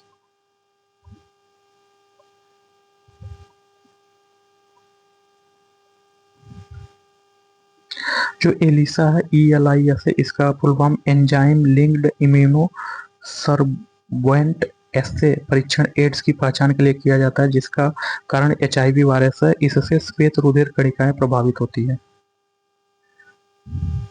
निम्नलिखित में किसकी क्रियाविधि रिकॉर्ड करने हेतु EEG का प्रयोग किया जाता है, तो वो है मस्तिष्क, इसका ऑप्शन सी सही होगा। निम्नलिखित में किसके पुष्टिकरण हेतु विडाल टेस्ट किया जाता है, तो टाइफाइड के पुष्टिकरण हेतु विडाल टेस्ट किया जाता है, तो इसका ऑप्शन बी सही होगा। विडाल टेस्ट के माध्यम से रोगी की रक्त की जांच की जाती है, इसमें O तथा H एंटीजन में 180 से ज्यादा अनुपात आने पर टाइफाइड होने की पुष्टि होती है। MRI जो जो एमआरआई है निम्न में से क्या है? तो एमआरआई जो है, इसको निम्न में से क्या है? तो एमआरआई का फुल फॉर्म जो है मैग्नेटिक रेजोनेंस इमेजिंग है। तो इसका ऑप्शन सी सही होगा, मैग्नेटिक रेजोनेंस इमेजिंग। एमआरआई का पूरा नाम मैग्नेटिक रेजोनेंस इमेजिंग है। यह एक प्रकार की तकनीक है जिससे रोगों के कारणों की सूक्ष्म जांच की जाती है। गति प्रेरक पेसमेकर का क्या कार्य होता है? तो जो गति प्रेरक है पेसमेकर का कार्य होता है, यह हृदय स्पंदन को नियमित करता है। तो इसका ऑप्शन बी सही होगा। पेसमेकर एक प्रकार का यंत्र है जो शिरा आलिंद नोड को त्वरित करके दिल में आवेग उत्पन्न करता है। इसकी सहायता से हृदय स्पंदन को नियमित किया जाता है। मानव शरीर के भीतरी भाग में रोगों की पहचान की जाती है। तो मानव शरीर के भीतरी भाग में रोगों की पहचान एंडोस्कोप द्वारा की जाती है। तो इसका ऑप्शन बी सही होगा।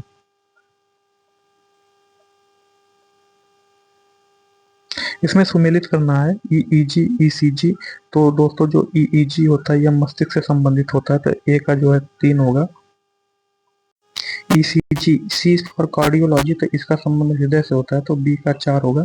तथा ईओजी, तो जो ईओजी है इसका संबंध आंख से होता है। तो सी का जो है 2 होगा। तथा ईएमजी का जो प्रयोग मांसपेशियों के लिए होता है। तो डी का प्रयोग 1 होगा। तो 3 4 2 वेग। तो 3 4 2 वेग, इसका ऑप्शन बी सही होगा। 3 4 2 वेग, इसका ऑप्शन बी सही होगा। तो ईईजी का संबंध मस्तिष्क से, ईसीजी का संबंध हृदय से, ईओजी का संबंध आंख से, ईएमजी का संबंध मांसपेशी से। सूची 1 को सूची 2 से सुमेलित करना है।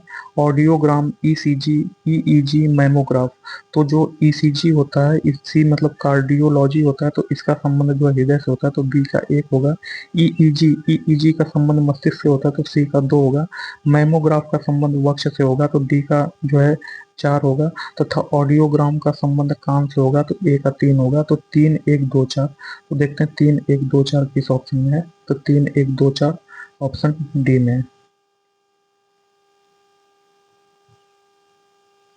एक्सप्लेनेशन देखते हैं। ऑडियोग्राम मनुष्य श्रवण शक्ति की जांच का परीक्षण ग्राफ है। इलेक्ट्रोकार्डियोग्राफ जिसे ईसीजी कहते हैं, यह हृदय के विद्युत क्रियाकलापों को ज्ञात करने का परीक्षण